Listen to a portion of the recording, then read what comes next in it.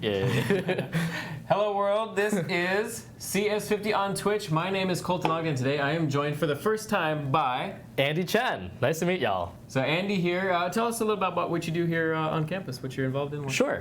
So I am a master's student studying bioinformatics. Nice. I'm also a special student in computer science, and I actually work at Harvard X. So if you guys are familiar with the online learning platforms of Harvard, that's one of the offices that has really good resources. I feel like you told, I think, didn't I? I met you in the spring, I think. You came to the fair for the spring courses. That's right, yeah. And I think you were talking about something like that, yeah. Yeah. It's pretty exciting, pretty exciting. And what are you going to talk about today? Well, today we're going to talk about a programming language called R, and one of the things you can do in it, which includes biostatistics. Oh, yeah. Colton, you might ask me, what is biostatistics? What is biostatistics? I'm actually it's really statistics in the field of like biological data, but a lot of people use it in the context of epidemiology as opposed to more like molecular biology kind of things, and that's actually what we're going to be dealing with today. That's diagnosing diseases, right? Epidemiology? Epidemiology is sort of the study and the practice of response to the spread of diseases. Got it. Okay, makes sense. Right. Mm-hmm. I clearly I'm not an expert in biology or biostats, but but you will be soon. Yeah, I'm very excited. We have a lot of people in the chat that have joined us, and we're talking before we started and a little bit in advance. Thank you very much to everybody who's joined, regulars. We have ISO TV, who's a new regular, Asley, Nwanda3333. Bella Cures, M. Kloppenberg, thank you for joining. We make sure I didn't miss anybody up above that. Techitak, hello. For Sunlight, Fatma, thank you for joining. The regulars and everyone, she's saying. Really curious about this one, says M. Kloppenberg. This is the first time we've had anything kind of statistics related, I would say, on stream. Exciting. Python is obviously a language that's very often used in in stats, generally speaking. But R is kind of like the language that people, I think, maybe most people associate, or at least they associate stats with R, and then R also sort of with stats, that and with Python too. Absolutely. And I don't know anything about R, so I'm actually very curious to see what it looks like, what the environment looks like, sure. What we can do in it. I think we've caught up on all the comments. Everybody's saying, "Hey, Andy, nice to meet you, Andy." Everybody's saying, so you got a lot of fans in the chat there. Yeah, so thanks so much, everybody. Let's go to your screen here. So we have your screen set up, and why don't you get us started here? Sure, awesome. Thank you very much, Colton. Yeah. Hello, everyone. Hello, friends from all over the world. So R, like Colton was saying, is one of probably two languages that are very popular for statistics or data science kind of things, Python being the other one. Today we're going to be looking at R, which let's go to the website. So bring up a browser, if you will. The first thing we're going to be doing is installing the language itself.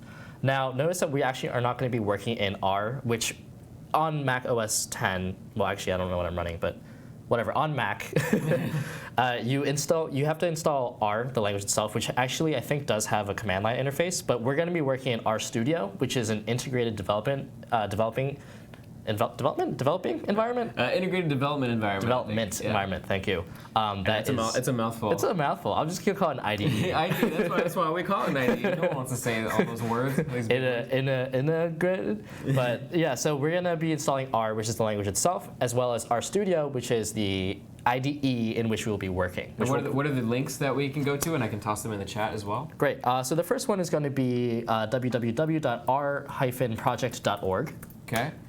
The second one is going to be simply rstudio.com. Okay. And the last one... The former being the language itself, the latter being the IDE, the R IDE that you're alluding to? Exactly. Okay. Oh, and Bavik Knight also in the chat, and Andre, Jacob Chausen, and Irene. Thank you very much for joining us, everybody.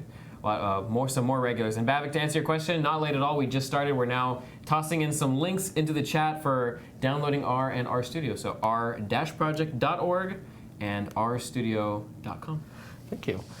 So what we're going to be doing today is working with the NHANES dataset, which is actually kind of difficult to. It's freely available. It's a U.S. governmental data, but it's actually hard to parse in its raw format. So what we have provided today is a .txt file, which I've uploaded to this link. I don't know how to. We can maybe make a bit.ly for it. So sure. What is the? Here, do you want to email me the link and then I'll toss a bit.ly into the chat? People can click on it and then get access to it later. Absolutely. On YouTube. Yeah. And then so while I'm doing that, let's see. Let's go to email. Oh man, homework's piling up. Or if you want, I can go here so people don't see your personal emails. Oh yeah, some people like that. Lots of juicy tidbits in there. Everybody, yes. just go ahead and look through Andy's email. Yeah, we'll get a bit.ly for everybody in the chat. If you want to email that to me. Yep, I think it should be sent. Okay, let me refresh. Just one sec, everybody. Sorry for the delay. But this will be a lot better than typing a super long mega upload link. Okay, so here I got the link. Great. I'm taking the link. I'm going to copy it to bit.ly. It wants to cooperate. Copy it over to bit.ly, paste it in there. Get rid of these stupid messages. Okay, and They're just trying to show you love, Colin. a little bit. Oh, crap. Okay. Here, we're good. We got this. Edit bit.ly. Okay, copy. Can I customize it? I can. So we're going to call this bit.ly/biostats_stream. And so that will be how it works. Clear all these messages. Save that. I'm going to copy that. I'm going to go to the chat. And I'm going to paste that in. So now if you go to this bit.ly URL, so it's bit.ly/biostats_stream. And let me and then Asley says, Andy is such a Hufflepuff with a heart emoji. Oh. Let's see, bit.ly, let me make sure this is working, /biostats_stream. Yep, works perfectly. Great. And if anybody's curious, go to bit.ly. If you want to have a really long URL and you want to shorten it down, you can do that at bit.ly. Bit.ly, as it's called. Indeed. Okay. I think we have a few comments. Did we? Okay. Nuwanda3333. I am a Hufflepuff. Thank you. I think that's a good thing, right? I think so. I think the Hufflepuffs are I actually don't know what the. I think they're the catch-all. I think they're the friendly. Oh. I actually honestly don't know too much about it. Okay. Well, I'll take it. All I know is that they're friendly. Sure. And then in response to Twitch Hello World, so I am doing my master's in bioinformatics. Yeah. And what did you say you're doing with NCS? You're doing I'm a special student in the Graduate School of Arts and Sciences, which means I am sort of a visiting student within the university. Okay, got it. Makes sense. Only 3 megabytes is Faceless Voice. I'm surprised. The data set is roughly small. Yay, it's just text. No big data today, so this is small data, sort of. It's approximately 10,000 entries, if I recall. Okay, that's actually pretty sizable. Yeah. Actually, I think it's exactly 10,000 entries. Oh, wow. Yeah. Nice even round number. Oh, we'll find out. Forces me to install a stupid Chrome add-on. Oh, don't do that. Jason. It's so actually, let me see if I can show what it should look like. Do not install the Chrome add-on. It's here. So can we? My screen. Okay, great. So if you hit it once, and it should. I don't know what's going on. No, you don't want this. Do not do this. This is okay. I think. There we go. So you wanted to actually. I guess you gotta click on it twice or whatever, but just don't install the add-on. Don't. Mega upload is a little bit shady. It's a little. I wouldn't trust it. There's kiwis. No, I was kidding. I'm trying to get some ransomware on everyone's computer today. Made a little extra money on the side. That's actually what they pay me for. This is my real job.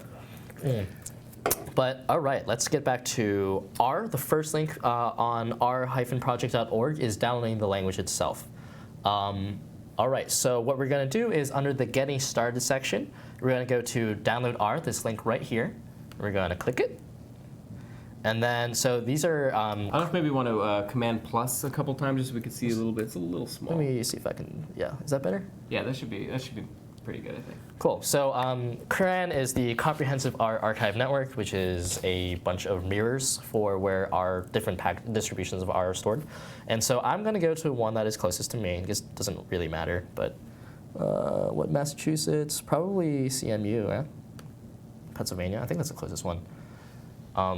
Well, if we go back, CMU, Pittsburgh, Pennsylvania is probably closest. It's probably, yeah, that's pretty close. I mean, it doesn't really matter. It doesn't matter too much. If you're abroad, it might make a little bit more of a difference, a download speed difference. But yeah, choose the mirror most appropriate to you, to your country. We do have a lot of people tuning in from all over the world, which is always super awesome. Robert Springer, thank you for joining. We are doing some biostats in R with Andy Chen. Hello. A newcomer to the stream. And we just got everybody sort of situated with the data set. So if you're not equipped with it yet, you can go to this URL, bit.ly/biostatstream_stream. That's a great title. It works. Yeah. It works. It wasn't taken, thankfully. No one's going to biostat stream. This is the first ever biostat stream in history. Wow, I'm into it. How's that? I feel like I should like frame this moment, put it over my bed. I think you should. But let's get back to the art before I get too distracted. So once we've clicked on an appropriate mirror for you, I am going to download R for Mac OS because that is the operating system I'm running. And then I think 351 should work, but we'll go with an older version just to be safe. I'm going to do 333 to download that. So on the Mac OS, that should download a .pkg, which I think actually is like sort of a custom installer. So it's currently downloading, and then once that's done downloading, I'm going to click it. I'm going to double click it. There we go. Go through all the steps. Yep, and then just, if you want to be particular about it, you should feel welcome to. So one thing that is actually very attractive about R in the industry is it's a free open source software. So unlike a lot of commercial statistics, some industries that do a lot of statistics will prefer certain languages like Stata or SAS.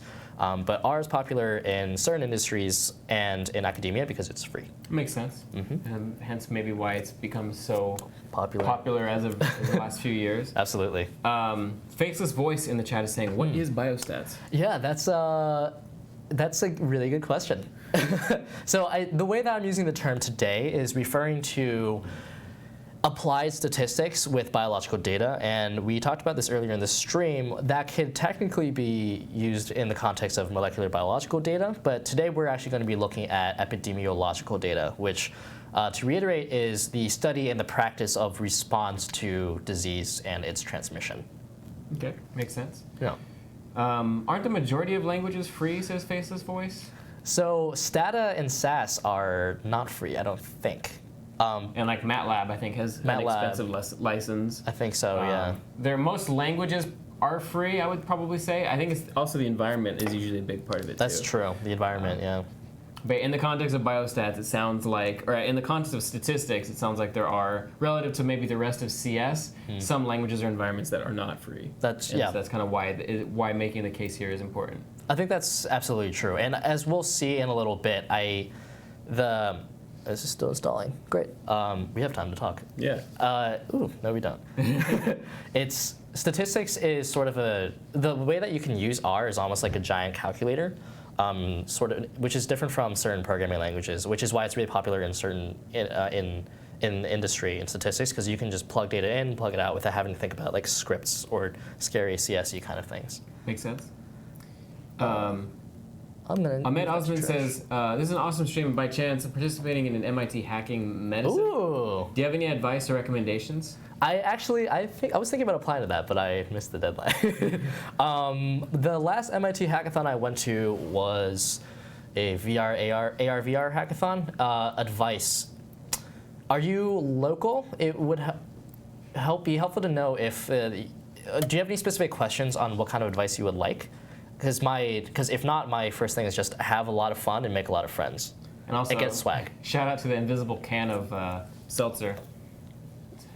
It's the color of my face. You can put it in front of your face. Actually, oh, wait, hold on. It's not great enough. Because all it does, it just shows the background of the grass. Because you're already looking at a green background, but if that was, for example, like a red background, it would probably be a little bit easier to see that's invisible. Twitch Hello World, is it also applicable to epidemiology in terms of treatment and not just spread? To epidemiology in terms of treatment and not just spread. I suppose you could probably get some interesting data out of. Well, actually, I'll say it this way. I think a lot of epidemiologists will say that the treatment requires understanding the situation, understanding the context, and the only way to do that, or one of the best tools we have to do that, is through statistical analysis.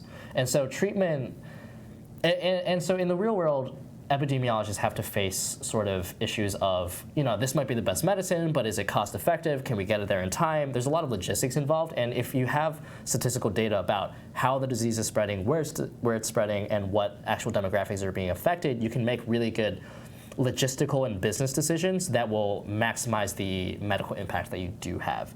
And so in terms of treatment, not in the development of treatment, but absolutely in the execution and the decision making of what treatment is probably best. Makes sense. Biostats is equal to epidemiology plus statistics. Definition from Vert Lu's school, apparently. Vert Lu, you know what? I like that definition, yeah. I think all definitions need to be a little fluid because people use them in different ways, in different contexts, and they evolve over time, but I like that definition. Andre, what would you say are the biggest advantages of R over Python? I actually am much, much more into Python than I am in R. But the biggest advantage of R over Python, piping. You can do lots of really cool things with piping, which is like sort of feeding processes. It's kind of hard to explain, but I think we'll talk about it later. And the other thing is, I think R is a little more approachable to people who are. Python is a little more. It's actually less abstract, but it's a little more similar to traditional computer science or like programming language and environments, to the point where I think a lot of people are uncomfortable getting into it. It's like, oh, computer science. Whereas R is the GUI is very much, as we'll see, the GUI for RStudio is a pretty familiar environment to work in. You can just use it like a calculator. Cool. Makes sense.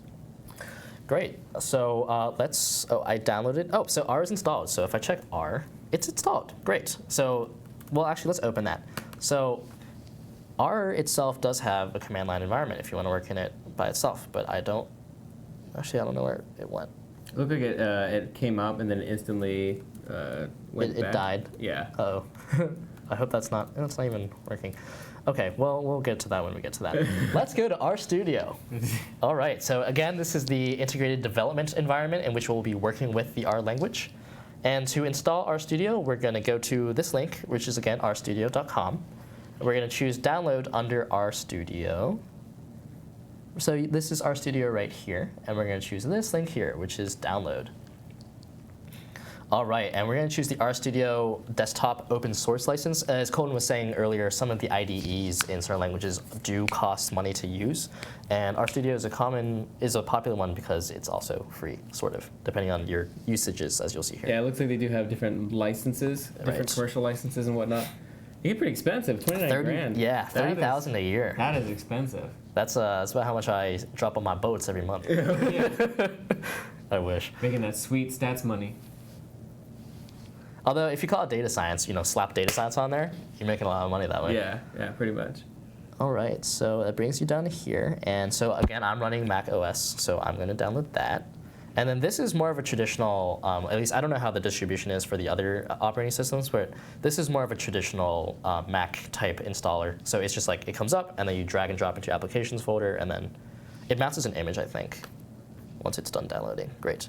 Yeah, it looks like a DMG. Yeah, DMG, exactly. And if you're on Windows, it'd probably be something similar to that. EXE. They'll probably have an installer, an MSI, that adds an application to some program files folder. Boop. So that's in there. But they make it easy, is what it looks like. Right, yeah. Relatively. Well, I guess I'll check some other way. Ooh, my secrets. All your text messages. Uh-oh. It's a deep dive into your text history here. Ruh-roh. Okay.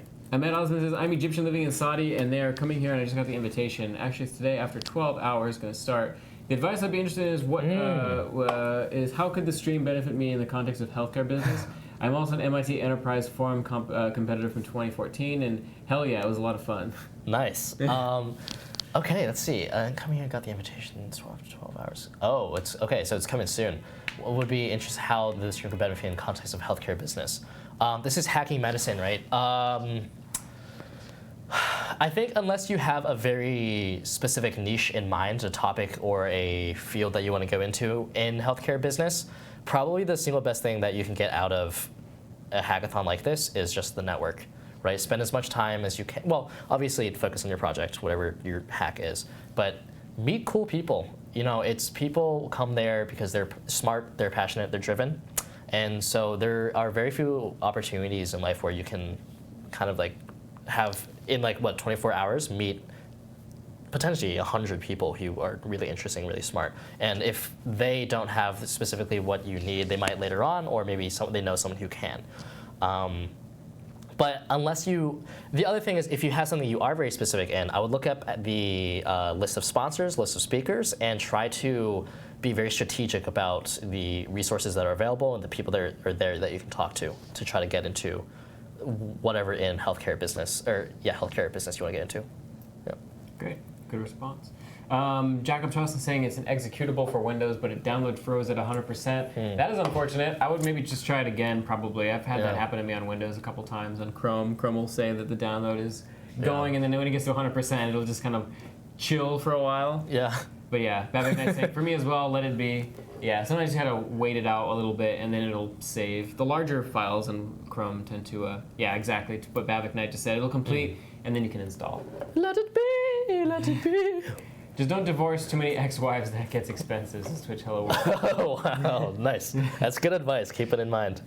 All right. So we can give them a few minutes while people catch up, I think. So I can open this up. So this is what our studio looks like. Does it get any bigger by chance? It is a little small. It might be small on the stream. Yeah, I can do that. Beautiful. Oh, actually looks really nice. That's great. That's great. Yeah, so our studio has, actually, I don't like this full screen. If you hit Option plus, it'll expand without actually going to full screen mode. Oh. Or Option, click the plus. Wait, we're at here? The green plus, yeah. Hold Option. Oh. Hold Option and click that green plus. No, this green one up here. Sorry. This guy? Yeah, that one. Oh, thank you. That's a good hack to know. I had the same issue with another application. I forgot what it was, and I wasn't having any of the of the full screen. Oh, and I forgot to shout out all of the people too that followed now and before the streams. Let's do that really fast. So we have Notice, and actually it looks like Diaguine, Hardipraj, Conciliated, Stratium 91, Edwin 21, Sander Graviano. We have Alaska Ukraine, No Town Kings, Savage X Factor, Tonoi 30, and Kdet 00. Thank all of you for following today. Yeah, thanks for coming out. Quite a good number of people. If I had Thanksgiving leftovers, I would share, but I ate them all. Oh yeah, in my tummy. You did the right thing. What do we see? We have a blackjack counting cards. I wonder what that is. Steve Ronick said a blackjack counting cards. Lincoln C. It looks like high-low. High-low being like the classic phrase. But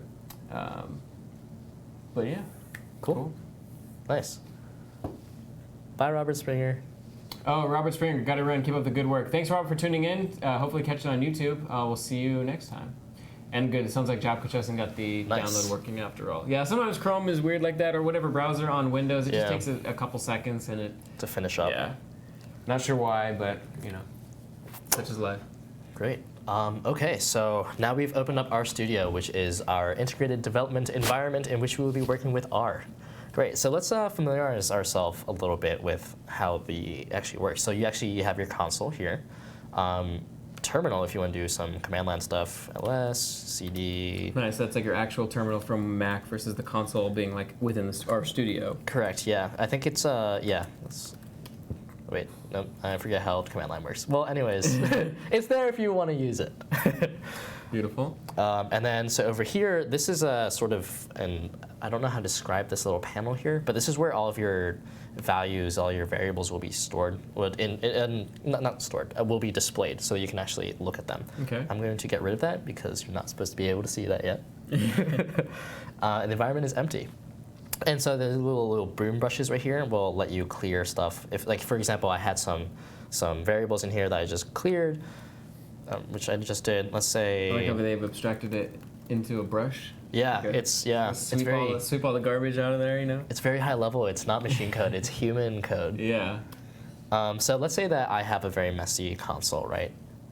It's messy, and I clean it. Oh, look, it's clean. For those of you who like clean consoles, that's a very nifty. Clean consoles are nice. Clean consoles are very nice. Clear and terminal as well. Shout out to Clear. Oh, really? Yeah. Let me try that. Just clear. Boom. Oh, dude, I'm getting all the tips, Colton. Yeah, you know, we had a Linux command stream. Nick gave one. Nick gave that, right? Yeah. We had a lot of juicy tidbits in there. I'm not sure if Clear was one of the things that we looked at. Does Python have something similar for the environment window? It depends on what your IDE is. I usually work in Jupyter Notebook, which I think does actually. I just don't know what the command is in Jupyter. interesting. I haven't worked too much on those. I know PyCharm is, people love PyCharm. I'm not sure if that has something similar as well. I'm not sure. That's great. That's gaining a lot of popularity in the Python community if it hasn't already for a long time. Right. I mean, that seems like it's a pretty useful thing to be able to do. So I imagine a lot of popular IDEs definitely have that available. Let's see, Windows Defender Scanner. Oh. Oh yeah, good point, Jacob, about the Jab Kachesin about the Windows Defender. That would make sense. You don't want, they want to make sure you're not giving everybody viruses, you know. Oh, they got me. Step by step, every step of the way. Does Python have something? Yeah, Python has something similar. Probably, I'm guessing PyCharm or the other ones you talked about. Okay. Well, actually, I think there's a faceless. No, there's a health. Interested in patients with learning disabilities and autism. That's not my field, but the fact that you have something narrow and specific like that means that you should definitely, if that's something you want to be working in, look up the list of guests, the list of speakers, the list of companies who are supporting, and also maybe if there's a list of other people who are joining, and then try to reach out to them as much as possible, and then brainstorm some ideas. Yeah. And Stale DB0, thank you very much for following. Hi. All right. So this is our studio. And the first thing we're going to be doing is importing the data set. Oh, so actually I should probably give a few words on the data set we're working in. Oh, yeah. Definitely describe what it is and the full name of it, too. Absolutely. So NHANES is the National Health and Nutrition Examination Survey, which is a very long-running, and I think it's an annual survey that covers actually a lot of different things, but it's a CDC study that happens pretty much every year. There's NHANES 1, 2, and 3, which cover different things, but if you explore the website, let's see, about NHANES, blah, blah, blah, blah, blah, you have access to what the questions are, the way that the interviewers actually got this information from their patients, but so there are a lot of things that you can learn about. So anemia, cardiovascular disease, diabetes, environmental exposures, eye diseases, et cetera, and uses the blah, blah, blah. Yeah, so it's readily available on the CDC website. However, the way to actually use the data, so it's readily available, but the way to actually get into the data is a little bit confusing, which is why we're using a pre-rendered .text, NHANES.txt file, because in R, so the reason it's difficult to parse is a lot of these data, the files come out in SAS, which is the language we talked about earlier, in SAS format, which we cannot use in R. So that's why we're using this .text that we have in the mega upload link. Yeah. Cool, makes sense. Sure, so. Do you have a specific field you're interested in applying to, Andy, says Twitch Hello World? Yeah, that's a really good question. I think, so the work that I support in the lab that I work in is regenerative biology. And so I suppose I would be interested in going into regenerative medicine as a field. Stem cell? Yeah, exactly. It's part of the Harvard Stem Cell Initiative, or Institute, HSCI. A lot of eyes. Get those limbs growing back, you know? It's absolutely. If you guys are interested, you should look up axolotls, AXOLOTL. These are tiger salamanders, and ambystoma salamanders that if you cut their arms off, they grow right back. And I think parts of their hearts and their tails and parts of their brains. Soon to be human DNA. You heard it here. You heard it here first, folks. That'd be pretty cool. All right, so I think, nice bro, thanks. I'll definitely like to friend you. How can I get your contacts? I think if you email one of us or email Colton later on, he can probably put you in touch. Cool. And then Japko Chason says, I opened it, now what? If you tell me, I'm not sure what you opened, but if you give us a little more information, we can probably try to help troubleshoot. Maybe the R studio, maybe they're thinking... Oh, now what we do. Oh, sorry. Sorry, we got distracted by the comments. Let's finish up some of the comments, then we can get into R. Soon to be on Wolverines. True. Yeah, that's true. Then we will. That's the whole goal, the whole motivation. That's the only reason I'm doing it. Let's be honest. Do you do brain regeneration? I've been helping stroke rehab. Oh, that's really awesome. So I don't personally study any brain regeneration, and actually most of the stuff I do is computational. But there is a lot happening in the field of brain regeneration in zebrafish and axolotls. So there are definitely a lot of faculty, professors out there who are studying that. There was a villain like that. Okay, cool. Heard something about on edX. edX should have been TED. Oh, TED, good. Well, I got to rep edX because they're right above us. Okay, so back to the IDE. So this is what the IDE looks like when you open it. So now what we're going to do is we're going to open the NHANES dataset. And there's actually there are 3 ways to do that. But in terms of the actual interacting with the GUI, there's 2 ways to do that. So the first one is under this environment pane right here, there is the import dataset drop-down menu. And so we're going to click that. And then we're going to import a dataset from text. And then base is the second part of that. And so we're going to navigate to where our NHANES is. And so it should come up with an import dataset window that looks like this. And then what we're going to do is we're going to do heading. We're going to check yes, just to make it pretty. So if you notice, this is what it looks like if heading is yes, the actual headings in the file itself. And here's what it looks like if it's no, in which case V1 is not nearly as apt as ID. Sure. So we're going to do that. And then we're going to import. Makes sense. Yeah. So there you have it. We actually, in this window that popped up above our console and terminal, we actually have the data itself visualized in the IDE. It's effectively sort of turned it into Excel. Essentially, yeah. It's a spreadsheet. It's a spreadsheet inside of your IDE, which is one of the reasons why our studio is popular. Is you can work your statistics and have access to the spreadsheet that you're working with, which I think you can probably do in certain R IDE or Python IDEs, but most are not, I don't think, designed to do that. Sure, makes sense. So let's actually take a walk through the NHANES dataset and just check out what's inside. So ID is the ID of the patient. That's not super interesting to us, but so we have a survey year. So I think all of these might be 2009, 2010. Yeah, because NHANES is an annual survey, or roughly an annual survey.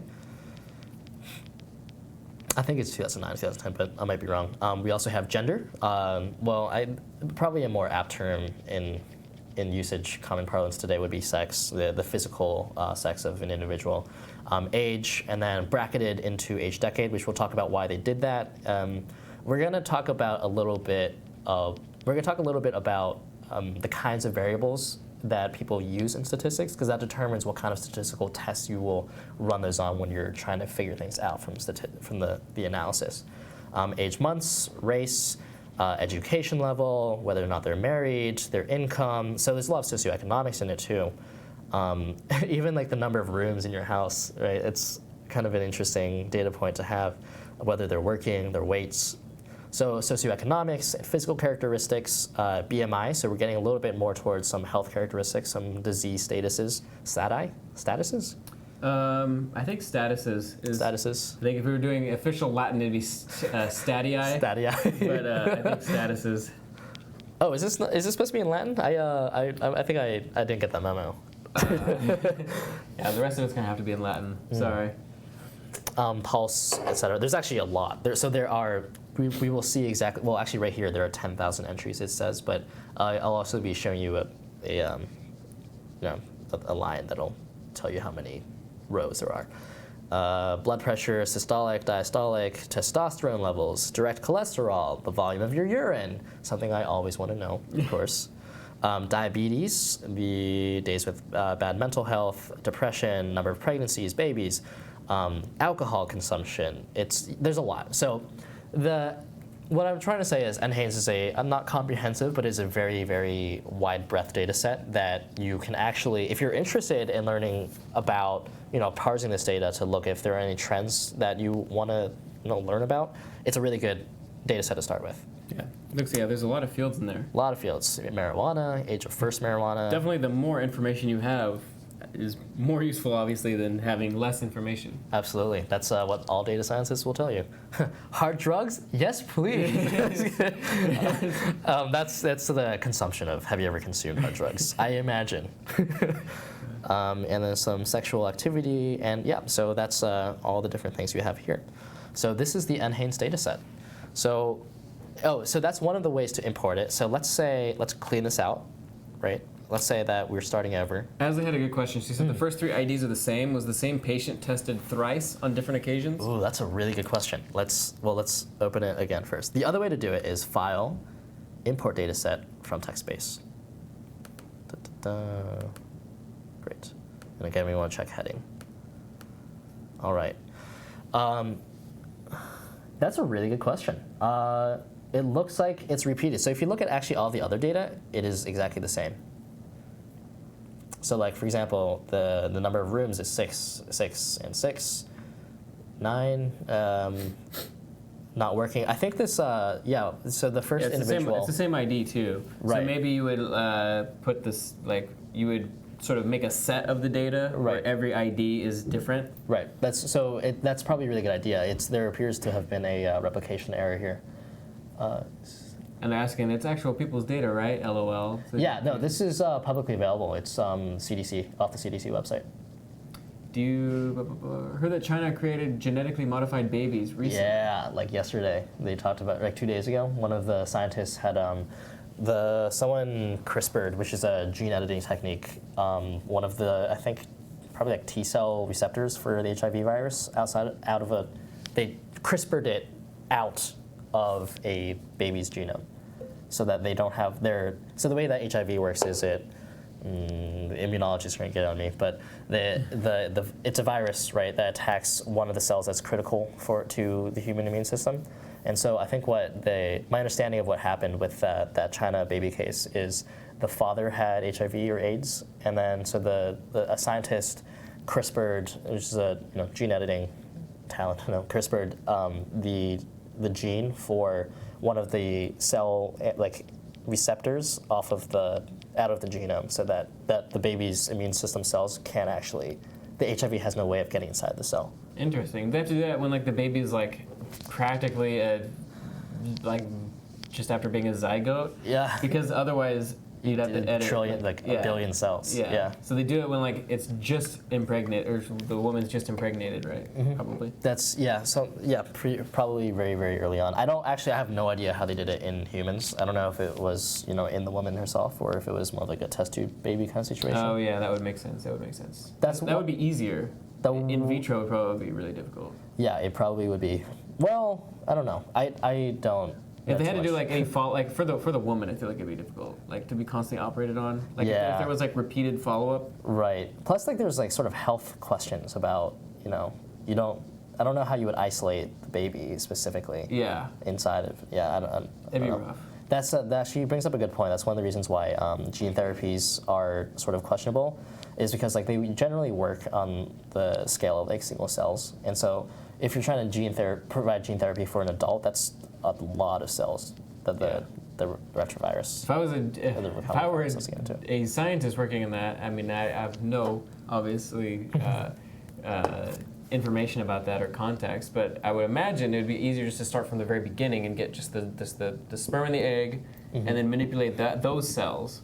Right. And then those cells would then replicate, and then the therapy that we've provided to that original cell would then propagate to the other cells. Exactly, but I'm no expert. That's how that would work.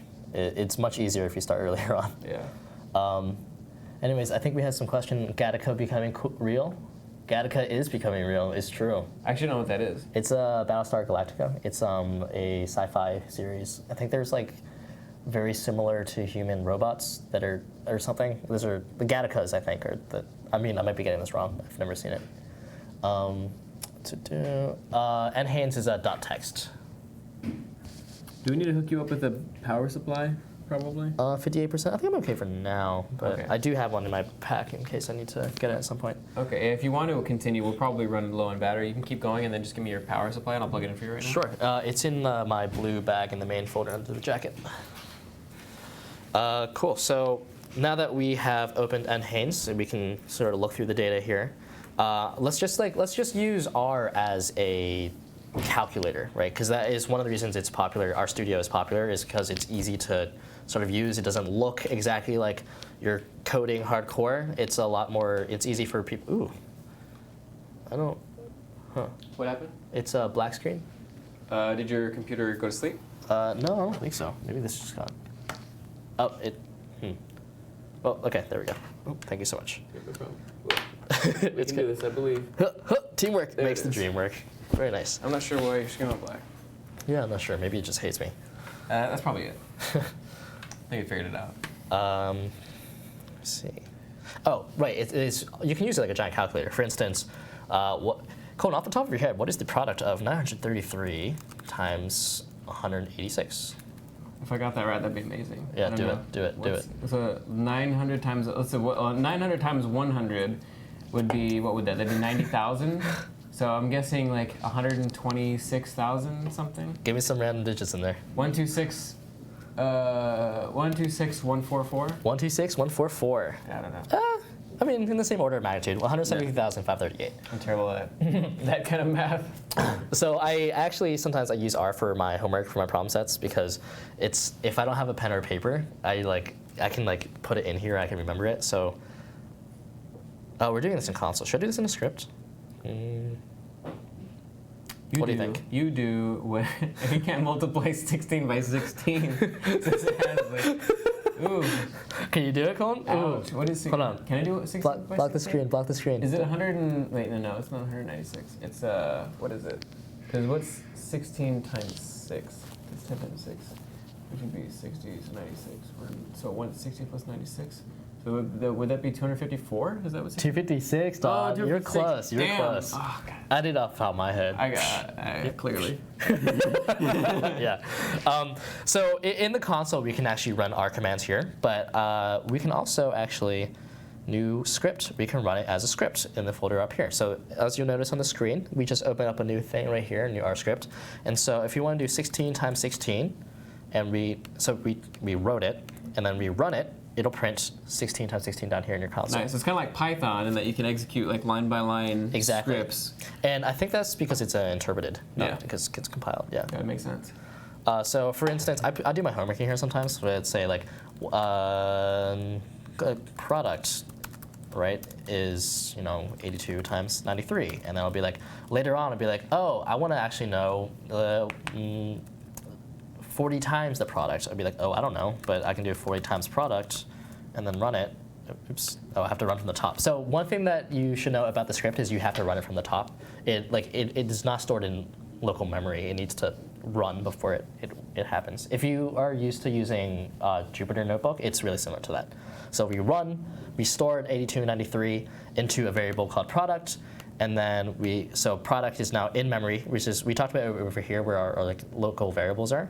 Or I guess, yeah, I don't know if these are, in the context of this, I don't know. Yeah, it's just your environment, so of your current things. I don't know if you would call that a local variable. There's like a frame. I think it's called a frame, and it basically just whatever all the.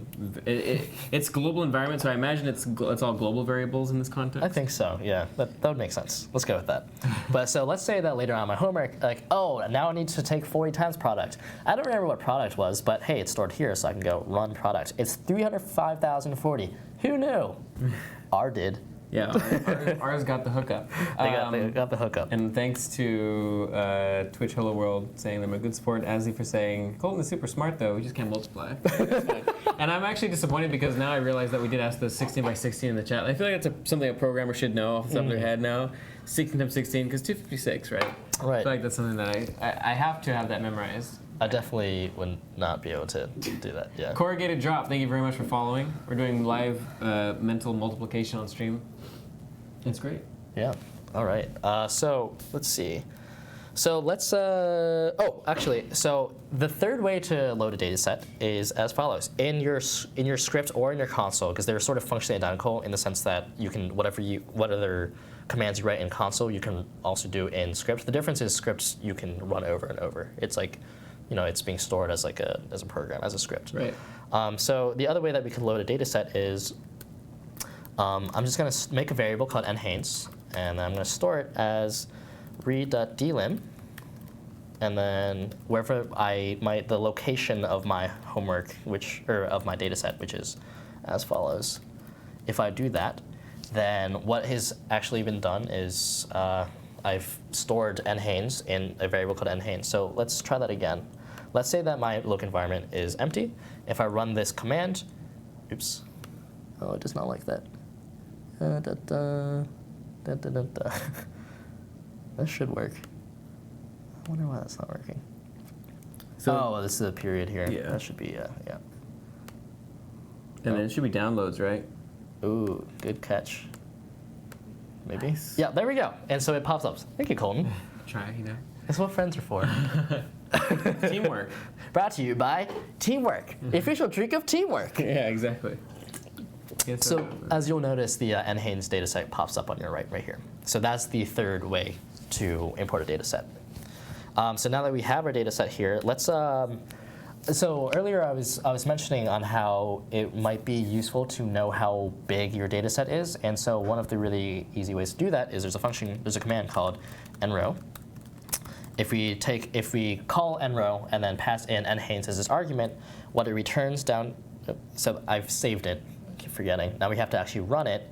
In our console, it returns nrow is called, NHANES is passed in as the argument, and it returns 10,000. So just basically short for number of rows? Number of rows, yeah. So it's a very good, if you forget like how big your thing is, it's a very useful command for that. Cool. Great. All right, so Colton, you were talking earlier about making a subset of data that would be interesting. So I suggest that today, and not a suggestion, this is the only way we're going to do it because it's the only thing I have notes for. Let's make a subset of the data for just pediatric patients. Okay. So conceivably, can you think of a situation where I would like to know certain data from the NHANES population, but I only care about knowing it in children? Check for age. So check for age is less than 18? Yeah, exactly. So the way we're going to do that, we're going to go back into our script. We're going to make a new variable called NHANES pediatric. And then we're going to call subset, which is a function that subsets a data set into a new data set. And then it's going to take in the original NHANES as an argument. And then we're going to give it these parameters. Where the age, what this command or what this line is doing is we're making a new variable called NHANES pediatric. We're going to call subset and pass in NHANES, our original data set, as an argument, with the caveat that we only want entries, rows, individuals whose age, which let me open NHANES here. It's actually a column here and age right here. The value of it is equal to or less than 18. And so that makes someone a pediatric, right? Okay, makes sense. So let's run it, and oh look, right here popped up a new data set in our global environment. And so we have successfully subsetted the NHANES data set to the point where we're only looking at pediatric patients, or pediatric individuals. And then Face's voice is saying, could you remove the duplicate IDs? Do you know offhand how to do that? Is there a set capability off of a key? There's a way to do it, but let's think about it. Okay, so we could run that again. So where ID is 51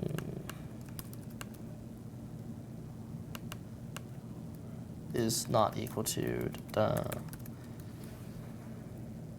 wonder if that'll work. So what that will do? It'll get rid of the original. It'll get rid of all of the just the 51624s, but that won't actually make it a set. Right. I'm curious if there's like an R set function. That'd be pretty handy. Sets. Make set with order. There's a lot of documentation.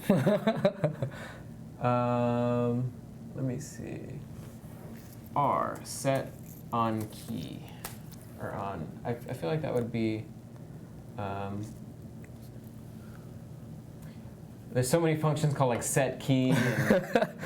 And Yeah. What's the purpose of setting a key in data.table? Every time I do a deep dive into the docs, man, I die a little bit. Only. How to perform a cumulative sum with unique IDs only.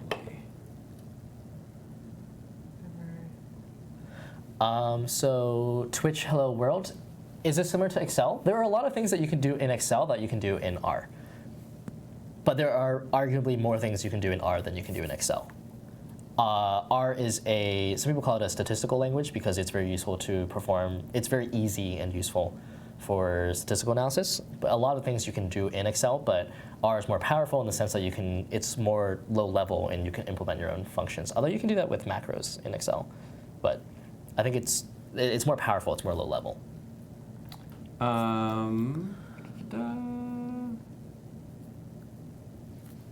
Yeah, they wanted to figure out how to get rid of all the duplicate IDs. Yeah, if you don't know the function offhand, we can maybe forge ahead, and then it looks like it's somewhat hard to. Oh, maybe the unique function, Bella Cares is saying.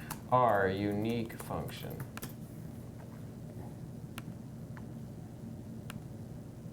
Oh, okay. So what unique will do is it'll actually just get rid of all duplicate rows, which I think will work for our use case. Yeah, I think it does. Yeah. Yeah. So just call I guess like unique. First, it'd be like NHANES unique, because you probably want to do it after the. I guess you want to do it on that. Yeah, that works. Yeah. Either way, I think it would probably be okay. Okay. Omitted 2,233 rows.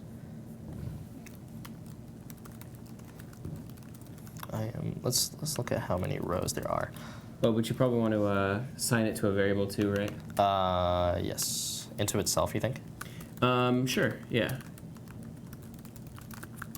So let's run that. Cool. Okay, so let's actually. So then you could print n rows on NHANES pediatric, and then before you do the function, yeah. And then that'll tell us how many individuals. So we should see at least 3 fewer. Less? So fewer? Thanks, Bella, for tossing that in the chat. Magus503 says there's also duplicated, so I guess that will give us how many are the same. Are the same? That's pretty cool. That's a good one to know. Thank you. It looks like it's printing out for some reason. Yeah, but that's because I hadn't saved it into a variable. Oh, I see. Gotcha. So if we did not call unique, then what happens is we have 2,628 entries. And if we do end up calling it, we have 2,246 entries. Oh, okay, nice. So there's 400 duplicates. That's quite a lot. Duplicants. Yeah, duplicitous. What does duplicitous mean? Good question. I actually don't know. Like serendipitous? We can use the good old dictionary app. Duplicitous. Deceitful. Oh, really? Yeah. Oh, that makes sense. Like having treacherous. two sides. Duplicitous. Treacherous. The vocabulary stream as well. Yeah, we're learning lots of things today. Great. So now we have made a subset with unique individuals. Very nice. Okay. So. And we did it live. We figured it out live. Even better. Even better. And you, team. Thanks to the Twitch stream for shouting it out for us. They got our back. They always got our back. They always got your back. Okay, so. Oh, actually, so this is interesting. In statistics in general, if you have a data set and you have information that is, would you think erroneous or like it's absent? Like for instance, let's say you have an individual who didn't give an age or a gender or a BMI, etc. You have to consider, is there a reason for why that data was omitted? Because there might be an underlying factor there that is actually causing that data to be omitted. And so that's just something that you have to be considerate of when you're performing biostatistical analyses. So for instance, let's say, so the sum function is interesting. This is going to say, it's going to count how many times the argument occurs. And I'm going to say is.na, which is saying the thing is not a thing. It's confusing, but I'll explain it in a minute. Let's look at NHANES pediatric, and then we use the $, which is to parse into it and say, hey, which variable are we looking at? Let's say, I think most of these are going to be not empty. Okay, so blood pressure systolic AV. That's some kind of blood pressure thing. So my guess is that there's going to be some empties here, but let's run it. Oh. Yeah, so sum is it counts how many things happen of the thing that's inside. And what we've put inside is.na. And what this is saying is like the thing itself, if it is absent, NA, like not applicable, right? And then what is not applicable? In the data set, NHANES pediatric, specifically for BPSys AV. So what that means, if we're going to visualize it, is it goes into this NHANES data set. It goes into the variable called, what do we do, sys AV or something? Yeah, it's one of those ones that's kind of abbreviated. Right. Yeah, the I think it's sys2 or this sys, one. or yeah, the BP dia AV. Exactly. So oh no, you did BP sys AV. BP sys AV. Oh, thank you. The one right there. Yeah. So some of these have entries in them, but you'll notice that, for instance, this one has an NA in it. It doesn't have anything. So what I was alluding to earlier is, in biostatistics, you have to consider, in statistics in general, you should consider why your data set might have an empty there. Just because it's empty doesn't mean that you should omit it, because there might be a very interesting reason, an underlying factor for why it's being omitted. We're not going to consider that too much today, but if you go further on into doing biostatistics or statistics in general, you definitely need to put thought into why you're omitting data if you decide to omit. Makes sense. Osire18 says, I'm a biochemist out sick from work. Thank you, CS50 TV, for some content. Welcome back to the world of bio stuff. Can't escape it. Can't escape it, yeah. I hope you feel better. So this line in line 11 it's counting up each of these rows. So 1, 2, each of these individuals, this person, this person, this person, this person, and it's saying is in its data set for the variable BPSIS-AV, does it say NA in it? If so, add to sum. And then so when we've called it, it returns 1022. So in our particular data set, our subsetted data set for pediatric patients or individuals, 1022 of them have an empty in them. Makes sense. Interesting. I don't know why, but the reason why might actually be important. So something to think about. It looks like they use the $sign, kind of like Excel syntax there too. Oh, is that Excel syntax? They have like a $sign for like the row for like a row. Oh, that's right. Yeah. Yeah. That's right. That's what that kind of reminds me of. That's nice that you can index into the sheet like that. That's the word to use, index. Yeah. Yeah. Fancy CS words here, you know. Indexing. My life is zero indexed. There you go. How many people are in this room? Yeah, one. One. Next, yeah. Very nice. Okay, so let's actually do some interesting things. So I suggest that we not look at BPSIS-AV because as enthralling as BPSIS-AV might be, I think it might be easier to look at some more tangible data, some more tangible variables. So let's look at age, right? Because most of us are, it's easy to understand what age is. Let's also look at gender, or as it's saved in gender, but what we would probably call sex in common parlance, and BMI. So let's run all of those. Okay, so none of the patients have age missing. Great, 0 patients here. And then gender, none of the, I should say individuals, they're not patients necessarily. None of the individuals are missing gender. So each of the individuals in the study have an assigned, or provided, or were assigned a gender. It's like a mandatory field probably for the survey. Exactly, right. Yeah, that makes a lot of sense. Yeah, because I could see how blood pressure might not be the easiest thing to get from a baby. Yeah. And so that is, probably would be easy to, leave blank, which is what we were talking about before. Is there a reason that this is blank? Maybe it's because it's a baby. Maybe most babies are difficult to get blood pressures from, in which case, that's an interesting fact of itself. But gender and age are pretty straightforward to get. And the last thing we're going to look at is BMI, which is everyone familiar? Should I talk about BMI, you think? Does it pertain to the to what we're going to do? If it does, then sure. We'll just think it's body mass index, I think. It's just a measure of someone's health in terms of if they're obese or skinny or overweight. It's not super accurate, but it's been historically used, and so that's what we're going to be looking at. It ranges from a scale, I think 0 to like 60 or something, but just think about it as a continuous range. That's the most important thing to think about. It's the percentage of adipose tissue to non-adipose tissue in the body, right? Oh, is that what it is? Is it? Body mass index? I don't. Sure. So I think that's actually more accurate than what it is. I think it's just a proportion. It's you take the ratio of your height to your weight, and then it assigns you some index value. Oh, you're right. It's a ratio mass versus height. I thought it was a ratio of adipose to non-adipose tissue, but then that's really specific. That would be very hard to, I guess, calculate super easily. Yeah. So yeah, I guess weight to height makes more sense. Something that's easier to calculate. Yeah. Okay. And Imran Ahmed was saying 38 plus 2. Is that we're referring to the people in the chat room? No, it was a joke Andy was making about in this physical room there's 1, because 0 and then 1 is 2 in 0 indexed. In computer science, most languages are 0 indexed, which means they start counting at 0. So you wouldn't say 1, 2 people. There's 0, 1 persons. Yeah. Let's see, what else? It's giving me error in unique NHANES. So it's not NHANES with an N. Maybe that's your error, but not sure. Yeah, that would make sense. Actually, I think that's probably what that is. Did you assign the data to NHANES and ran the line first? I don't know which line they're talking about. I think Magus is responding to Bavik. Oh. And then M. Kloppenberg is also responding to them. And I think Bavik may have missed the line where you load the data set. Do you want to bring that back up just in case people missed that line? Yep. This one? The very first line where the data set gets loaded using the read.dilim function. Right here. Yep. Yeah, and then we're assigning that into a variable called NHANES with Correct. an N. That's right. And then Steve is asking, what R packages are you using? So we've actually loaded none so far, but we will be using ggplot2 in a little bit.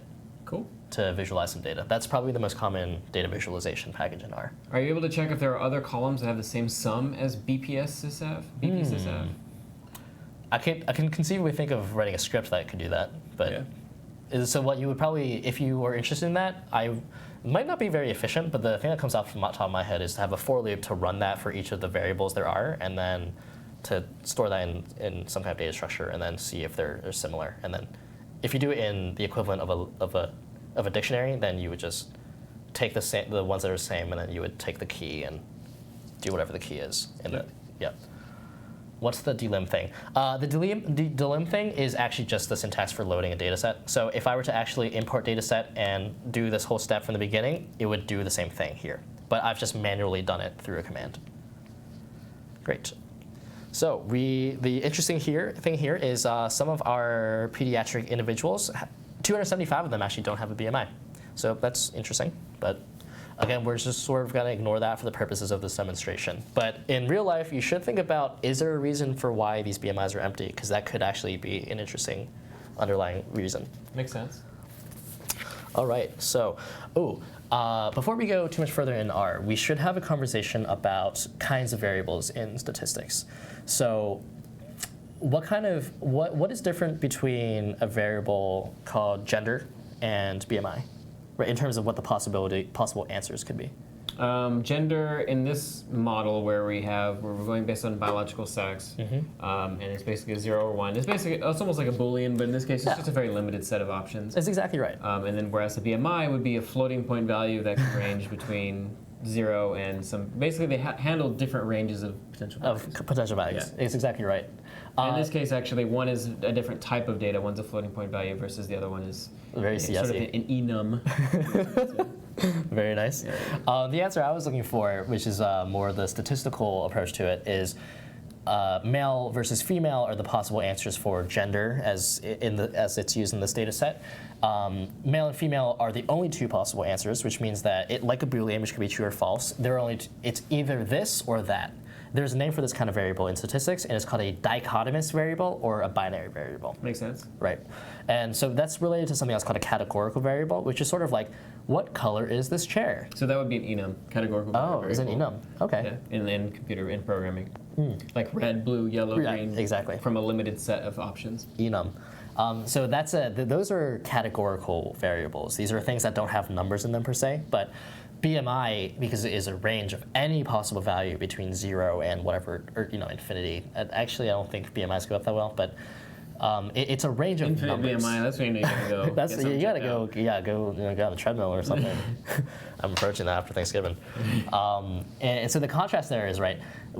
These are two very distinct kinds of variables. One of them is number based, and one of them is sort of categorical, right? And so the way that you perform statistical analyses on these variables depends on what kind of variables they are. And so today, if we have time, we'll talk about a few different kinds of situations where the dependent and independent variables are categorical or numerical, and then we'll talk about the different techniques that we can use to analyze that, if we have time. What's the delim thing? Theoretically and practically, does R handle an almost unlimited amount of info in a data set?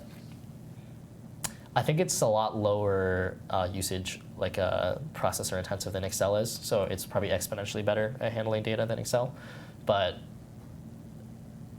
I mean, unlimited, no, because you'll overflow, right? 2 versus a lot. Okay, BMI of space objects. I like it. Very nice. Okay, so. So the first thing we're going to look at in our particular instance is gender is a binary or dichotomous variable, and we want to compare that against a continuous numerical variable like BMI. And so the right tool to use in this particular instance, the right statistical tool, is probably 2 separate populations, right, male and female, and then some numerical quantity. And so if it's the first test that comes to my mind in statistics is probably a t-test, which is a comparison of means. And so there are certain requirements, sort of assumptions that using a t-test requires. We're not going to talk about them today, but if you're interested in statistics, it's important to think about whether to use a parametric test or a non-parametric test, parametric being usually stronger, but having stronger requirements. At the basis of a lot of statistics is the assumption that data lies on some kind of naturally occurring distribution. A lot of the times it's a normal or a Gaussian distribution, like a bell curve, right? Statistics is really looking at what is the likelihood of the data I'm seeing being true, like occurring, given that the background distribution in reality is probably something like this, right? And so I lost track of where we are. Oh, t-tests, yeah. So we're going to use a t-test to compare gender and BMI. And so the next step here is let's check to see if there are any non-answers in our pediatric data set for BMI. So we actually did check that. But so if you want to check on the opposite direction, this is, remember, the is.na is saying, hey, it doesn't exist. But exclamation point is.na is, it does exist. So let's put these two together. Run that and run that. So we have 275 individuals that don't have BMI and 1,971 individuals that do have BMI. So if we sum those together, 275 plus 1971, what it returns to 2,246, and as we saw earlier above, that is exactly how many patients or individuals we have. So we're just double checking to make sure that everything is good. Makes sense. Great, and so the next thing we want to do is let's make a table. Cool. So R is more useful than Excel, arguably, because it's very easy to make visualizations, although they're a little bit more confusing to make. So like in Excel, let's say you want to make a table comparing what is the average for males and what's the average for females. You can do it, but you have to go to like insert plot, and you have to choose the data, et cetera. And in R, it can be very powerful because it's just one line to do that. And so the way you would do that is table, and then you would pass in as an argument the data set you're looking at, which is, and then we're going to look at on the basis of gender. Exclude equals false here is a parameter that is saying if there are any empties, then show that there are empties that exist. And so it returns that there are 1,087 females and 1,159 males in our data set. There's nothing here to the right because there are no empties. But if we choose BMI, which there are empties, and we have this exclude equals false argument, what it's going to show, that's not what we want. Oh, it's because the reason this is happening is because BMI is not a binary variable. Right. Table you should probably only use with binaries. Anyways, age? No, age definitely is full too. Well, you're doing it off of pediatric data though, so you do have at least 1 to 18, so it's visible on one line. Yeah, that's true. Okay, so this is actually interesting too. So the way this is to interpret this graph here is how many entries are for an individual who's 1 year old, 2 years old, 3, 4, 5, 6, 7, up to 18, because again, it's pediatric data. There are 121 individuals who are less than 1 year of age and 93 who are exactly 18 years old. And so table is a very strong command that lets you do that in just one line, whereas to do that in Excel would be a few more steps. I like how easy it is to sort of lay the data out that way. Mm-hmm. Absolutely. And so I think some people were asking earlier, is this Excel, or like what are the advantages of this over Excel? Is it can be very powerful, it can be very fast. Just one line like this, and this would take you probably at least 10 times as long, I think, in Excel. Maybe if you're really good, like a little faster, but. Yeah. Right. I'm not that great, so it'd probably take me a lot. Yeah, me neither. Steve Ronix, is there a way to handle such data in C? Talking about like theoretically unlimited data sets. The way that I would imagine would be just stream the data and then replace the same memory with that data, because you only have a finite amount of memory that you can store information. So if your goal is to parse information, the same set of information, you're going to want to basically have a chunk of memory that you write to, do some sort of operation on that, and then replenish it with new information. And it's similar to what you see in games with like object pools and stuff, where you use the same objects over and over again, because if you spawn infinite objects, you're going to run out of memory. Right. So that's kind of the same idea. You keep a limited chunk of memory that you populate with the data that you want, and then you just overwrite that data as you get new info from your stream, basically. Right. And then maybe Nick, we're going to do a stream next week on C, lower C with Nick, so maybe we can cover something similar to that. And Bounty Hunter Ridley, thank you very much for following. Hi. Cool. That sounds. I think. Can you scroll up? Okay. Yeah. So this is the syntax for doing the subset from the regular NHANES into the NHANES pediatric. Yep. Nice. Cool. All right. So the next step is let's actually do some interesting stuffs. So we are going to load our first package, and so we call a library function. And ggplot2 is the package that we want to run. Oh, actually, we have to install that first. So install that packages. Oops. ggplot2. And remember, it's cool that you're doing it like within the actual script too. Like you don't have to do anything necessarily in advance. You can just call install the packages. Exactly. There's probably a way to do that in Python as well, but yeah, I think never you can. had occasion to do it. Sure. And Osire, thank you for following. I know you posted in the chat earlier. So we're just installing the ggplot2 package, which is a lot of stuff. It's a lot of stuff. I think it's always fun. It's always fun going through like if you've ever installed a Node package or whatever, npm, and go through like all the sub packages because they all have like a million sub packages. But to like go through them and see what all the different individual sub packages are. Sometimes you have to do that if you have to debug an old npm project that has like a deprecated function or something. You'll have to do that sometimes, and it can be kind of a pain. That sounds like a lot. But it's interesting. It's fascinating, like going through and like sort of digging your way, like build sort of following the trail of crumbs back like as low as you can get in Node, which admittedly is high level, but it's cool. It's cool to quote David, looking under the hood. Yeah, exactly. To see what's happening there. It's still installing. Yeah, it's a lot. It'd be so cool if we deduced the cure for a disease in the streams. Yeah, that's Colton. You got that. That's on you. Yeah. Don't know. I don't even know how we would begin to do that. Yeah. I think. I mean, usually we don't have to call in the chat for that one. Yeah, I think that's on you guys. Call in the ringers, you know. And girls. Yeah. Hello, Colton. Welcome to the new friend. Actually, our souls are synchronized, working on datasets, but on C# project. What are you doing, guys? You guys are just genius. Thanks, Gosson, for popping in. Welcome to Andy, the new friend. Hang low, hang loose. Yeah, that's cool. That's cool that you're doing data stuff in C# as well. There's, data is just popular across so many environments, right? Yeah. R and Python are the environments that you typically associate with stats, I feel like. R and Python, or at least the ones that I hear about, but I'm sure that people do it, every day and everything, yeah. Like assembly.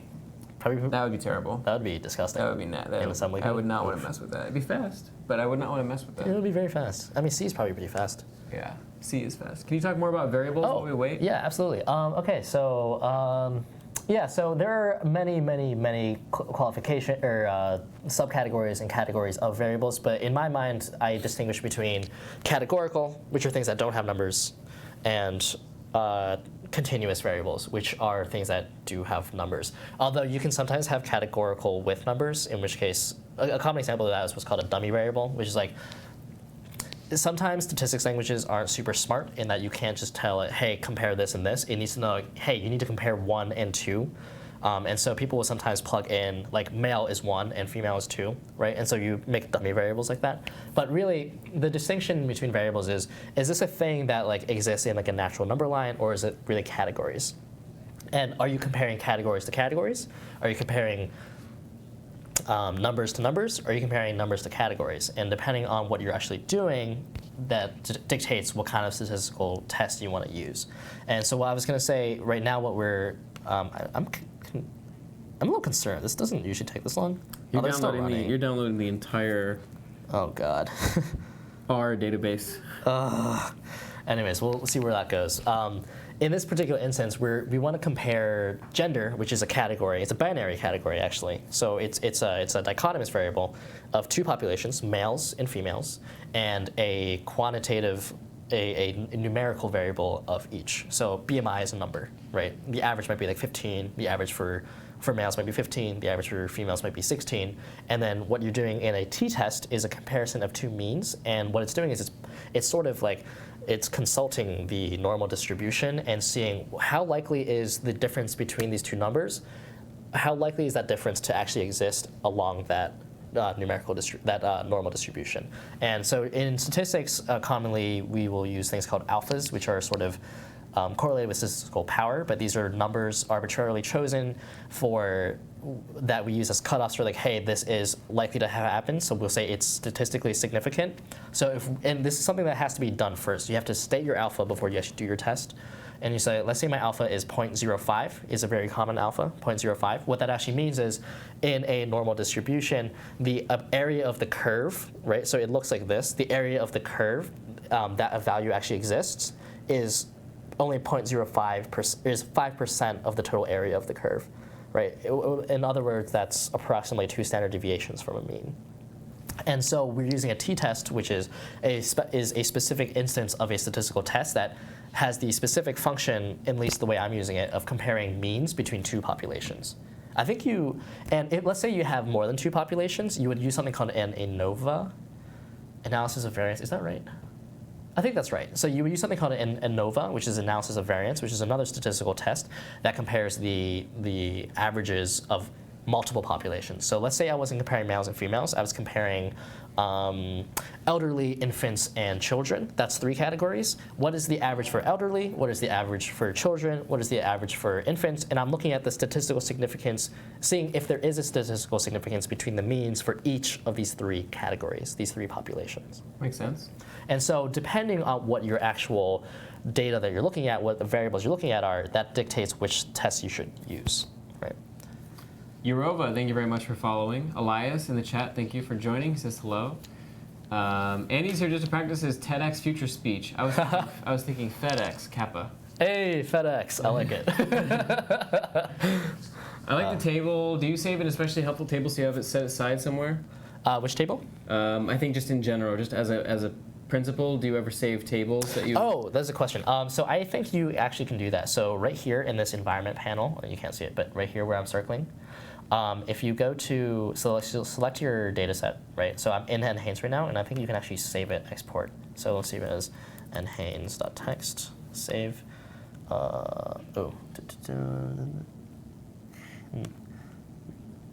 Required dot table. Yeah. Okay. Well, I guess it required it saves in an R format, but if you open a desktop, yeah, I guess there's an R data set of NHANES. So I don't want to open that here. Don't save. Let's open, oh no, I'm in Finder, oops. File, and my desktop, NHANES r.data, yes. I don't know where that loaded.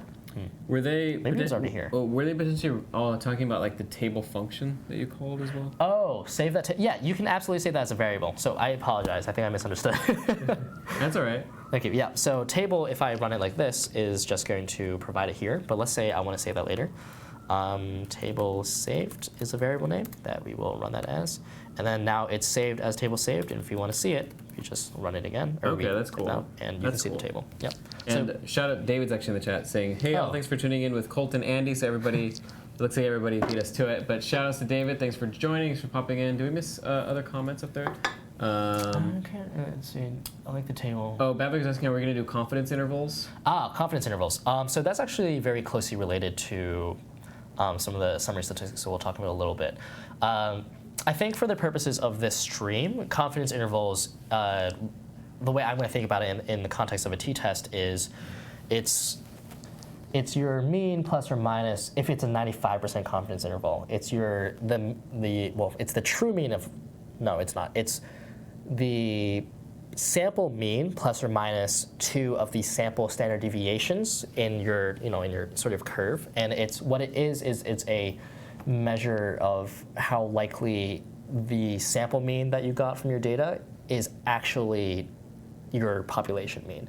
And so one of the whole point of statistics is it's virtually impossible for most scenarios to know the actual summary statistic, for example, a mean of a population. And so the way that we try to approximate that is by taking samples, which is what NHANES is an example of. I don't know what the average age of all individuals in the United States is, right? I think that'd be 330 million surveys People to to do. measure, yeah. That would be tough. I'm not sure. That would be very tough. I mean, I think the census may have that information. That's true. The census might. But well, let's say for all of the 7 billion humans on the planet, right? That would be tough. That would be very difficult. And so what statisticians do is they take a sample, which is like a representative sample, which is to say that it actually samples sufficiently from all the different demographics that you're trying to actually analyze. And in probability, in statistics, we have this idea of distributions, which is to say that whenever we perform samples, or this is actually true for any events that happen, we kind of assume that they happen along, the likelihood of them happening is along, or the likelihood of seeing a particular outcome, whether that's an average age of 15 or 16 or 17 or 69, the way that you sort of assume that that number occurs on a distribution. And the one that we normally think of is a normal distribution or a Gaussian distribution. And it's a bell curve, which is to say that in general, most of your real events, your real samples are going to occur somewhere close to the middle where it actually is. And so that's sort of like the backbone of this kind of statistics. And I think earlier we were talking about probability, or the 95% confidence interval. The idea of a 95% confidence interval is it's trying to say what is the likelihood that the sample you got, the summary statistics you got from your sample, is actually capturing the actual summary statistic of your population. Right. Right. And so, yeah.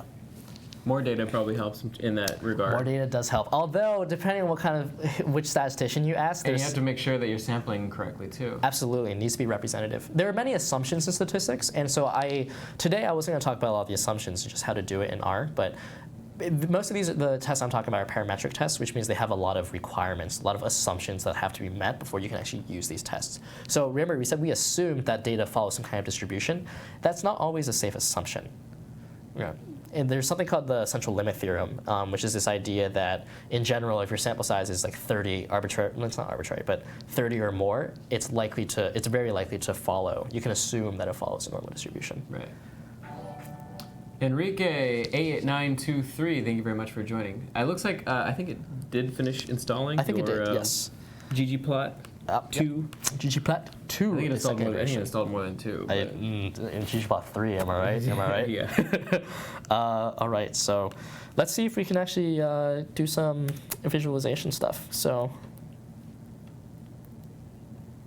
the ggplot2 is it's meant to make graphs, those sort of things? Correct. Is GG short for graphing something, I'm guessing? I think one of the G's is grammar, graphing grammar, I think, plot. And the 2 is the second iteration of the package. Makes sense, makes sense. Sample of data should be diverse, says Babik Knight. Big data does not equal good data, says Fatma. That's true. It needs to be representative, absolutely. For instance, let's say I take a sample that's only in the city of Pittsburgh. I cannot say that whatever my findings are applicable to the United States in general. Sure. Yeah. But if it were representative, if it were diverse, if I took 30 people from Seattle, Los Angeles, Pittsburgh, Denver, Houston, then you could make the argument that it is representative, and whatever your findings are can be extrapolated. And that would be representative of like urban environments, but not necessarily like more rural environments, like outskirted or remote cities or towns. Absolutely. So that would be something even more to take into consideration. Absolutely true. Yeah. I have seen lots of errors and inaccurate info in healthcare files and hardships on those patients getting these corrected, though they should be able to. Is this an issue that comes up and has awareness among biostatisticians? I think it's unfortunate that studies might come to conclusive results based on such. That's a really good question. I actually don't work in industry, but from what I hear from colleagues who do or who have themselves heard about it, EMR, EHR, which are electronic medical records, electronic health records, one of the issues with them in their implementation in the United States healthcare system is that they're relatively new. We're in a state of transition from written to electronic health records, and part of the difficulties of that transition are getting healthcare providers to actually use the system correctly in that manner. And then in response to, is that an issue and something that comes up amongst biostatisticians? I think that a good biostatistician is absolutely aware of those things, and he or she tries his or her best to ameliorate and work with the data as much as they can. Or if they come up with some kind of conclusion, that they put the caveat, given the limited data, or this data can only be extrapolated to whatever the limited representation happens to be. Makes sense. JL97 finally caught the stream. Thank you for joining us today. Very nice. Okay, so ggplot loaded. So an example of a plot that ggplot can make is a histogram, which let's try to, this is actually going to take me a while to type out because it's, ggplot2 is very powerful, but it's not my favorite. It requires a lot of typing. The verbose library? It's very, very verbose, correct. Okay, so I get that sense from like matplotlib as well. Matplotlib is like that too. Although matplotlib is more understandable to me. Yeah. Some of the, like for example, geom, geometry, but you know, it could be so many things. Geometric something or other. But it could be so many things. In this instance, it's telling me what I actually want, the histogram. Okay. Yeah, that is interesting. I'm not sure. You would think it'd be something like style. You would think, yeah, but I don't know. And maybe I'm just not used to it, but. Babin said, this reminded me of 6002X. I'm not sure what that is. Do you know what that is? 6002X? I'm not sure what that is, Babik. Oh, 6002? Is that an MIT class? 6002X? Yeah, that might be. The online version of it? Yeah. That's course 6 is electrical engineering, computer science.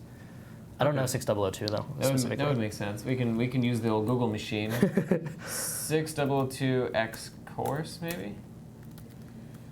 Circuits and electronics? Is that what it is? MIT 6. Yeah, it's circuits and electronics. Cool. Interesting. Qplot. Oh, okay. So once you install it, we have to call the library. Interesting. Okay. Oh, it's like requiring it. Yeah. Got it. And Makes then sense. let's run it. Okay, cool. Nice. We And you have like a graph. dedicated browser to see This little guy on the right right here. side there. We're a little bit. I can actually, if you want, I can hide us briefly. It's gonna break everybody's heart, but we don't have a fancy transition off of that either. Oh, are we gone? That's okay. The world doesn't need to see our pretty faces. What would we do without Google, says Fatma? Yahoo? Although that'd be I would rough. hate to see the world where we have to use Yahoo. Or Bing, God forbid. The results being significant is dependent on your alpha. If you were setting your own alpha, wouldn't that make it very easy to manipulate the results into being significant or not significant? Great question. So yes, in a lot of scientific fields, psychology especially, I think, is pretty susceptible to this. From what I've been told, from my friends who are in that field.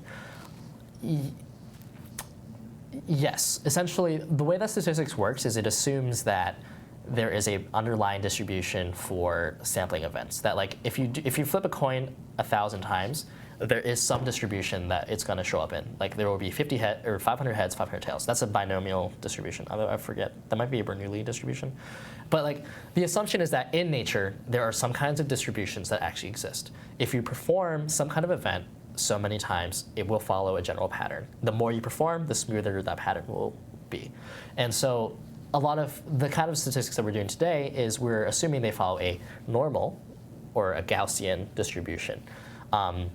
And so yes, you're absolutely right. The alpha that we set is arbitrary. So what if you think about it in that terms, let's say simplistically one journal only publishes articles that are very just only t-tests, like a single t-test.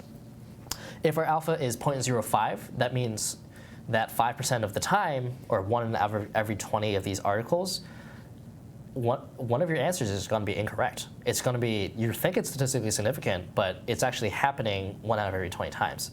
So yes, that statistics is like that. We're assuming a lot about the natural world, that it follows certain rules, certain distributions of events, and we're applying statistics to them to sort of quantify the likelihood of something being true or not true. But that's statistics, yeah. Fatma was saying, I was promoting the stream to a Columbia professor, and he said R was for statistics and Python was for DNA comparison.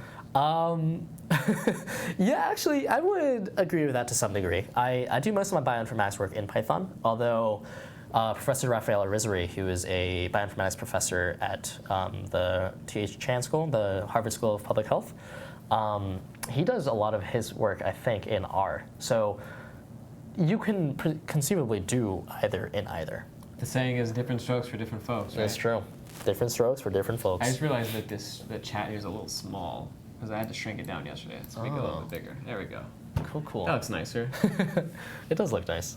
And so do you. Thank you, I appreciate that. You look amazing. Look Thank at you. that. Oh.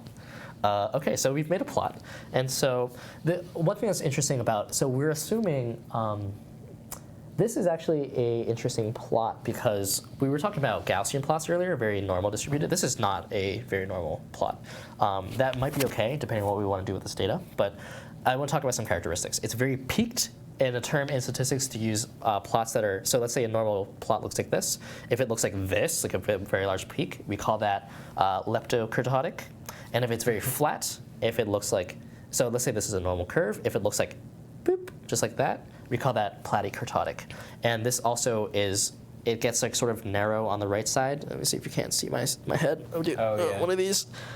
We call that right skew. What I should do is just do a little woo. Oh, look at that. And then just give us a little shrink. We did this on the first stream, actually. Shrinky boys. Give us a little shrink down. Yeah. A little shrinky shrink. A little shrink down. All right. I'm into it. Something like that. I just got really small.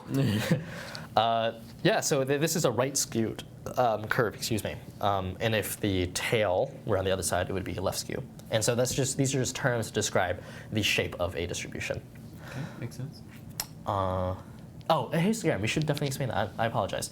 A histogram is a certain kind of chart, a certain kind of diagram that shows exactly like, is that Bavik? Bavik is saying? Yeah. Or is it frequency? Yeah, Bavik is saying is it's showing the frequency for a certain thing. So it's sort of unidimensional. It's not like a regular plot that has a x and a y axis where an x is an independent variable and a y is a dependent variable. A histogram only has an x in the sense that the only thing that's like data is the x. It's the BMI. And then the y axis is showing frequency, the number of times that this particular value occurs. So for instance, a BMI between 0 and, this looks like it might be 15, occurs maybe 240 times, whereas a BMI between 16 and looks like 25 occurs probably like 1,700 times. So that's what a histogram is. Right. That would make sense. Bavik is asking, is this BMI histogram it's skewed right? Left? Oh, okay. I'm pretty sure it's skewed right. The skew, like the tail, the part that's slimmer, I think that's the direction used to describe if it's left or right. Interesting. Yeah, this one would be the right skew then. Yeah, because nobody over 40, there's like very few people over like 40 to 60 BMI. Because at that point, that's yeah. I don't. That might not be humanly possible to be that, to have that kind of BMI. Okay, so now that we've visualized our data, and this is generally a good step, there are more visualizations that you should do to test your assumptions. Let's actually try to perform a statistical test. We are trying to perform a t-test, which is comparing the mean BMI values between two populations, males and females, in our pediatric subset of NHANES. And so the way that we do that, oops. Let's overwrite some. So we noticed that there are some data entries that have empty BMIs. Wait, this is not letting me get in here. Magus was saying, is there somebody that's around 50? It looks like there is in the data set. It's just very small, right? It might be. Yeah, there might be a because it looks like the red line goes all the way up to 60-something, 65? Right. 63? Yeah, that's really, really high. I think that's an individual, someone who's under 18, a pediatric individual who has a very high BMI. There we go. All right, let's make some space. Great. So we noticed earlier, probably like 20 minutes ago, I guess, in the stream, some of our BMI individuals were missing. And again, I'm going to reiterate this. It's very important statistics. Be sure to consider and at least explain why you decided it's reasonable to omit data. And I'm just going to hand wave over that for the express purposes of demonstrating how to perform a t-test in R. You should explain to yourself, be able to explain to anyone who you're showing your results to why you omitted this data. So the way that I'm going to do that is I'm going to overwrite NHANES pediatric. Again, call the subset function with NHANES itself. This time with not is.na. Remember, is.na means that the thing itself is missing, is na, but not is.na is it is not missing the thing.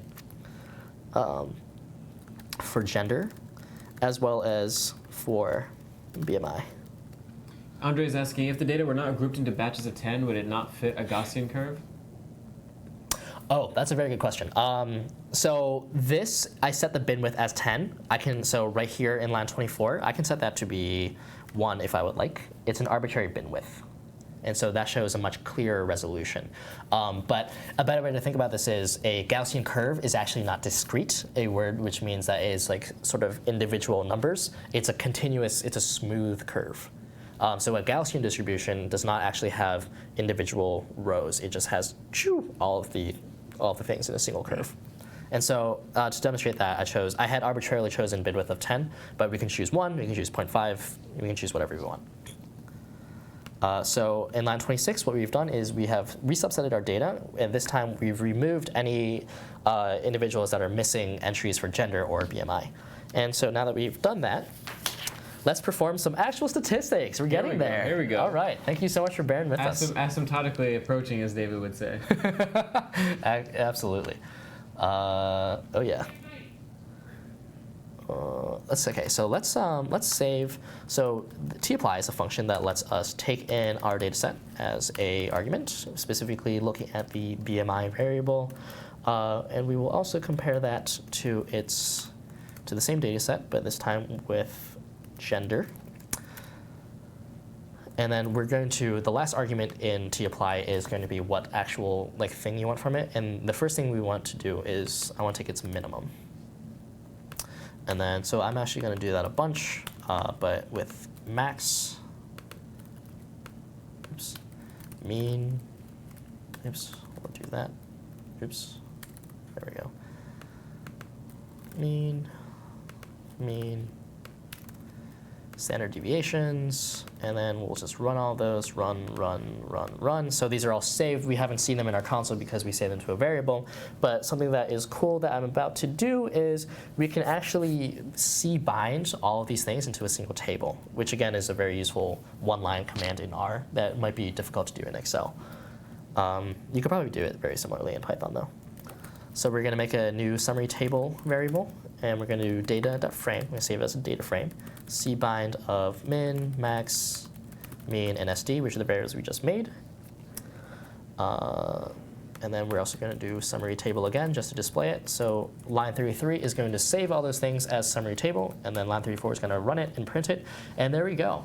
We have a very beautiful, very easy to read table. For females, the minimum value is 12.88 for BMI. For males, the minimum value is 12.89. The mean is 20.49 for females. The mean is 20.05 for males. And so we have our basic summary statistics. Interesting. Now, looking at this, Colton, and knowing the sample size is approximately 1,000 individuals for males and females, do you think there is a significant difference between the average BMI for males versus females in this pediatric data set? Substantial? Significant. I don't know if I would describe it as being significant. Would you describe it as being significant? Well, that's exactly the answer I wanted. You can't tell. So these are summary statistics which tell you a mean or a median as well is a measure of center, which is saying sort of what is the middle kind of value, whereas standard deviation is a measure of dispersion, which tells you how spread apart is your data. But it doesn't actually tell you anything about if these two populations are similar or dissimilar. And so to do that, we would have to use a statistical test. In this case, since we're comparing a binary variable with a continuous numerical variable, we have to use a t-test. Okay. And so the syntax for that. And also Fatma in the chat said, can R be added to sandbox.cs50.io? And from what I see here, I went on to sandbox.cs50.io. It is already, we do have an R option, probably don't have R Studio available, but the R command line environment we do have. It looks like we do have a sandbox set up for that already. Great, so. Nice. So if you want to teach yourself how to use the command line, that's a great skill to have too. Are we going to regression? I don't think we will hit regression today. We are going to do t-test. If we have time, we'll do an ANOVA. Actually, if we have time, we'll do a linear regression. But yeah, we'll see how far we get today. So t-test, let's see. So again, when we look at p-values, right, we determine something as significant or insignificant. In statistics, before we actually do the analysis, we have to come up with something called H0, which is a null hypothesis, and something called H sub A, or an alternative hypothesis. So in statistics, the default is you assume that there is no significant difference. Right? That is the default. So the null hypothesis here is there is no significant difference between the mean BMI for female versus males in this this sampled population. That is the null hypothesis. The alternative hypothesis is there is a significant difference between the average BMI for males and females in this population. And so those are sort of the underlying statements that you're working with, and that's what your p-value for your t-test actually tells you to either accept or reject the null hypothesis. And so we'll get to that in 1 minute. Let me actually perform the t-test. The syntax for that is t.test BMI. So the first thing that goes into the function call is the continuous variable that you're comparing, or the categorical variable that you're comparing. The continuous variable that we're comparing, the numbers, the thing that actually has a mean or an average. And we're going to compare it against the categorical, in our case, the males versus female. In this case, it's a dichotomous variable, which is an instance of a categorical variable. We're going to do gender. We have to tell that the data we're using is our NHANES data set. And we're going to assume that variance is equal to true. So we could talk about that in a little bit, but there are actually a few different kinds of t-tests where you can assume that the variances are true or not true, and the reason that they're different is the statistical power is, the way it's implemented is actually slightly different. In this case, we're assuming that for the most part, male and female participants in NHANES are, for the most part, very similar except for their sex. And so, I should probably put this in my script so I don't lose it. There we go. So let's run that. And here's what happens. We get this readout, 2 sample t-tests. So that's another kind of there are different kinds of t-tests. One of them is 2 samples, which is you're comparing 2 different populations. You can also compare a single 1 sample t-test, in which is something sort of like a before and after, because otherwise it's exactly the same except for the one test condition that you've tested. We look at the p-value here, 0.08402. Now, if we had chosen an alpha of 0.05, it is greater than our alpha of 0.05, which means we have to accept the null hypothesis. Which Colton suggests that this data is significant or insignificant? Well, repeat the question one more time.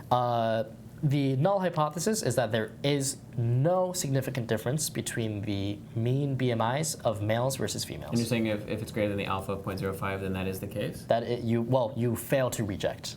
Which means that then we have to say that there's no big major significance, right? Or am I wrong? You're correct in your intuition, but I just want to be, in statistics, people are very careful. You fail to reject the null hypothesis. Right, so we're not asserting either or the other, but we are rejecting the null hypothesis. Absolutely. In this instance. Exactly, right. Okay, so not establishing the hypothesis as being true, the null hypothesis being true, or the opposite of the null hypothesis as being true. Exactly. Right, okay. So let's actually assume that instead of saying 0.08, it said 0.03. Now what would happen? 0.013? Just less than 0.05. Then we have to say that we can, the opposite of reject? You reject the null hypothesis. We reject the null hypothesis. Okay. So you don't really accept the alternative hypothesis, but because you can't really say for certain, or most statisticians would hesitate to say for certain, oh, there is a significant difference.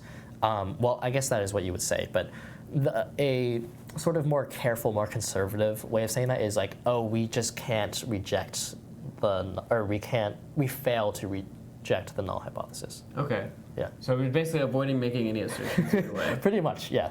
Okay. At which point can we assert either situation, either case? In scientific writing, when people use statistical tests, if the p-value is less than your alpha value, what you'll usually say is, we found significant results. Okay. Although a statistician might be a little more conservative about how they would say that. Okay. And so this has to kind of undergo repeated testing and repeated samples and repeated sort of accepting or rejecting of a null hypothesis over the course of time before we can affirmatively say one way or the other. And ideally. Even then, it's probably still not 100%. Ideally, yeah. It's that doesn't usually happen, but you're absolutely on the right track in your intuition of how the statistics works. Yeah. Okay, makes sense. But yeah, let's see if there's any. Fatma was saying that they were having internal server error. So it looks like Sandbox is, at least in America, we can see that it's up, but it's experiencing updates. So it's offline technically, but the landing page is still up. So I think we're updating it probably for the hackathon or whatnot. Yeah, it should be up at some point in the near future. Can you tell the difference between 1 sample and 2 sample t-tests again? Sure. Let's actually look it up so I am not 1 sample versus 2 sample t-test. So a two-sample t-test has two populations that are different in some sense. So males and females are two separate individuals in this NHANES t-set, whereas a one-sample t-test is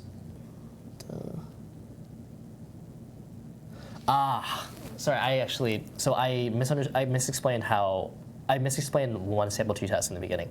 A two-sample t-test is comparing if two sampled populations have a significant difference in their average for whatever variable you're looking at. A one-sample t-test is comparing a known true population mean, some value, to the sample you're saying and seeing if there's a statistical difference there. So I'm trying to think about off the top of my head if there's a good, let's say that we know that the average graduation, or let's say that we know that the population of a city is 500,000. We just know this for a fact. We would perform a one-sample t-test if we're trying to compare if it's statistically significant that one of our samples gives us 455,000 instead of 500,000. Right. And in that particular instance, you would use a one-sample t-test. Cool. Makes sense. Yep. Cool. So I think unless there are a lot of questions on t-tests, we can actually probably go on to ANOVA. Sure, let's do it. Sure. So we talked earlier about different kinds of variables. T-tests are useful for when you are comparing the difference of means between two populations. But let's assume, for instance, that you have a categorical variable that has multiple categories. Young, old, medium-aged, young adult, etc. And you still want to compare an average of some kind of continuous variable between them. So what is the average height of a child, average height of an infant, average height of an adult, average height of an elderly person? And you're trying to look to see if there's a statistically significant difference between those populations. In that particular instance, you would use a test called an ANOVA, or an analysis of variance. There are actually a lot of assumptions for each of these tests that we're using, and I just want to reiterate that. You should look at your data, see if there are outliers, and see if they meet the parametric assumptions of each of these tests that you're using. All these tests we're using here today are parametric. If not, you can use something called non-parametric tests, which are sort of similar in what they do, but are probably not as statistically powerful. But everything we're doing today is parametric, so we're just going to assume that we've met all these assumptions to use these tests. So ANOVA,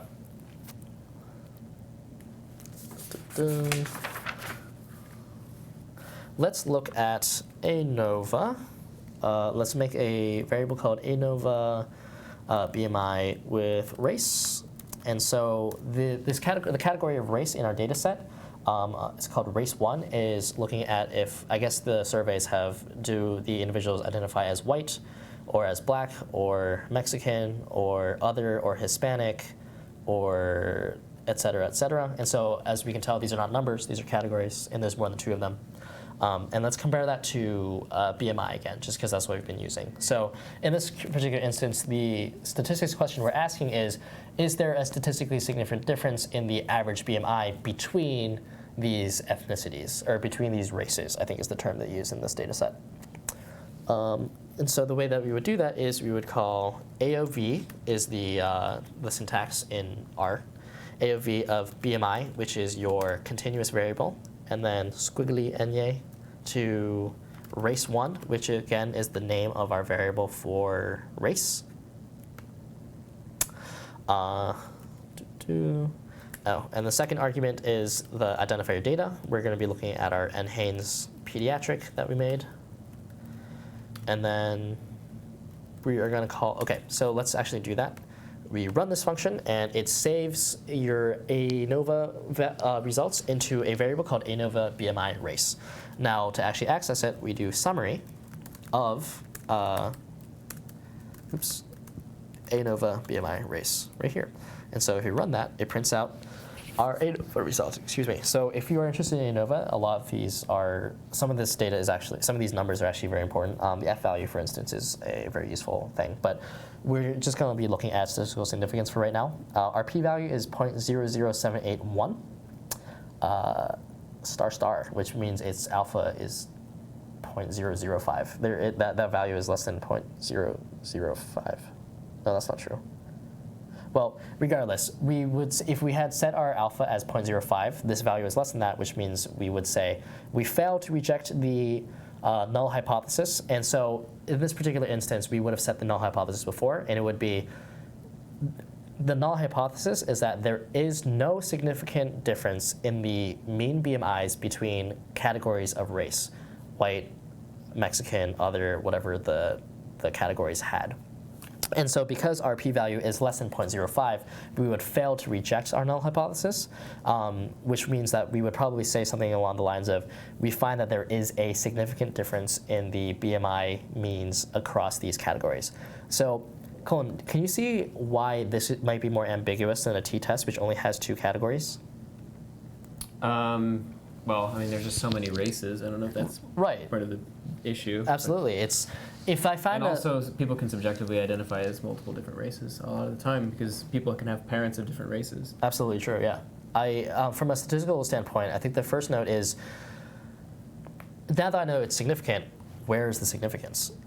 Is it between white and black? Is it between Mexican and white? Is it between other and white? True. Yeah. It's ambiguous. Then you have to take probably smaller samples, separate samples, and see how they compare against each other. Many different sort of permutations. Actually, yeah, that's absolutely right. Actually, so that actually goes a little more low level into what I'm about to show. But so in ANOVA, because your p-value is ambiguous, because I was just reading one of the comments.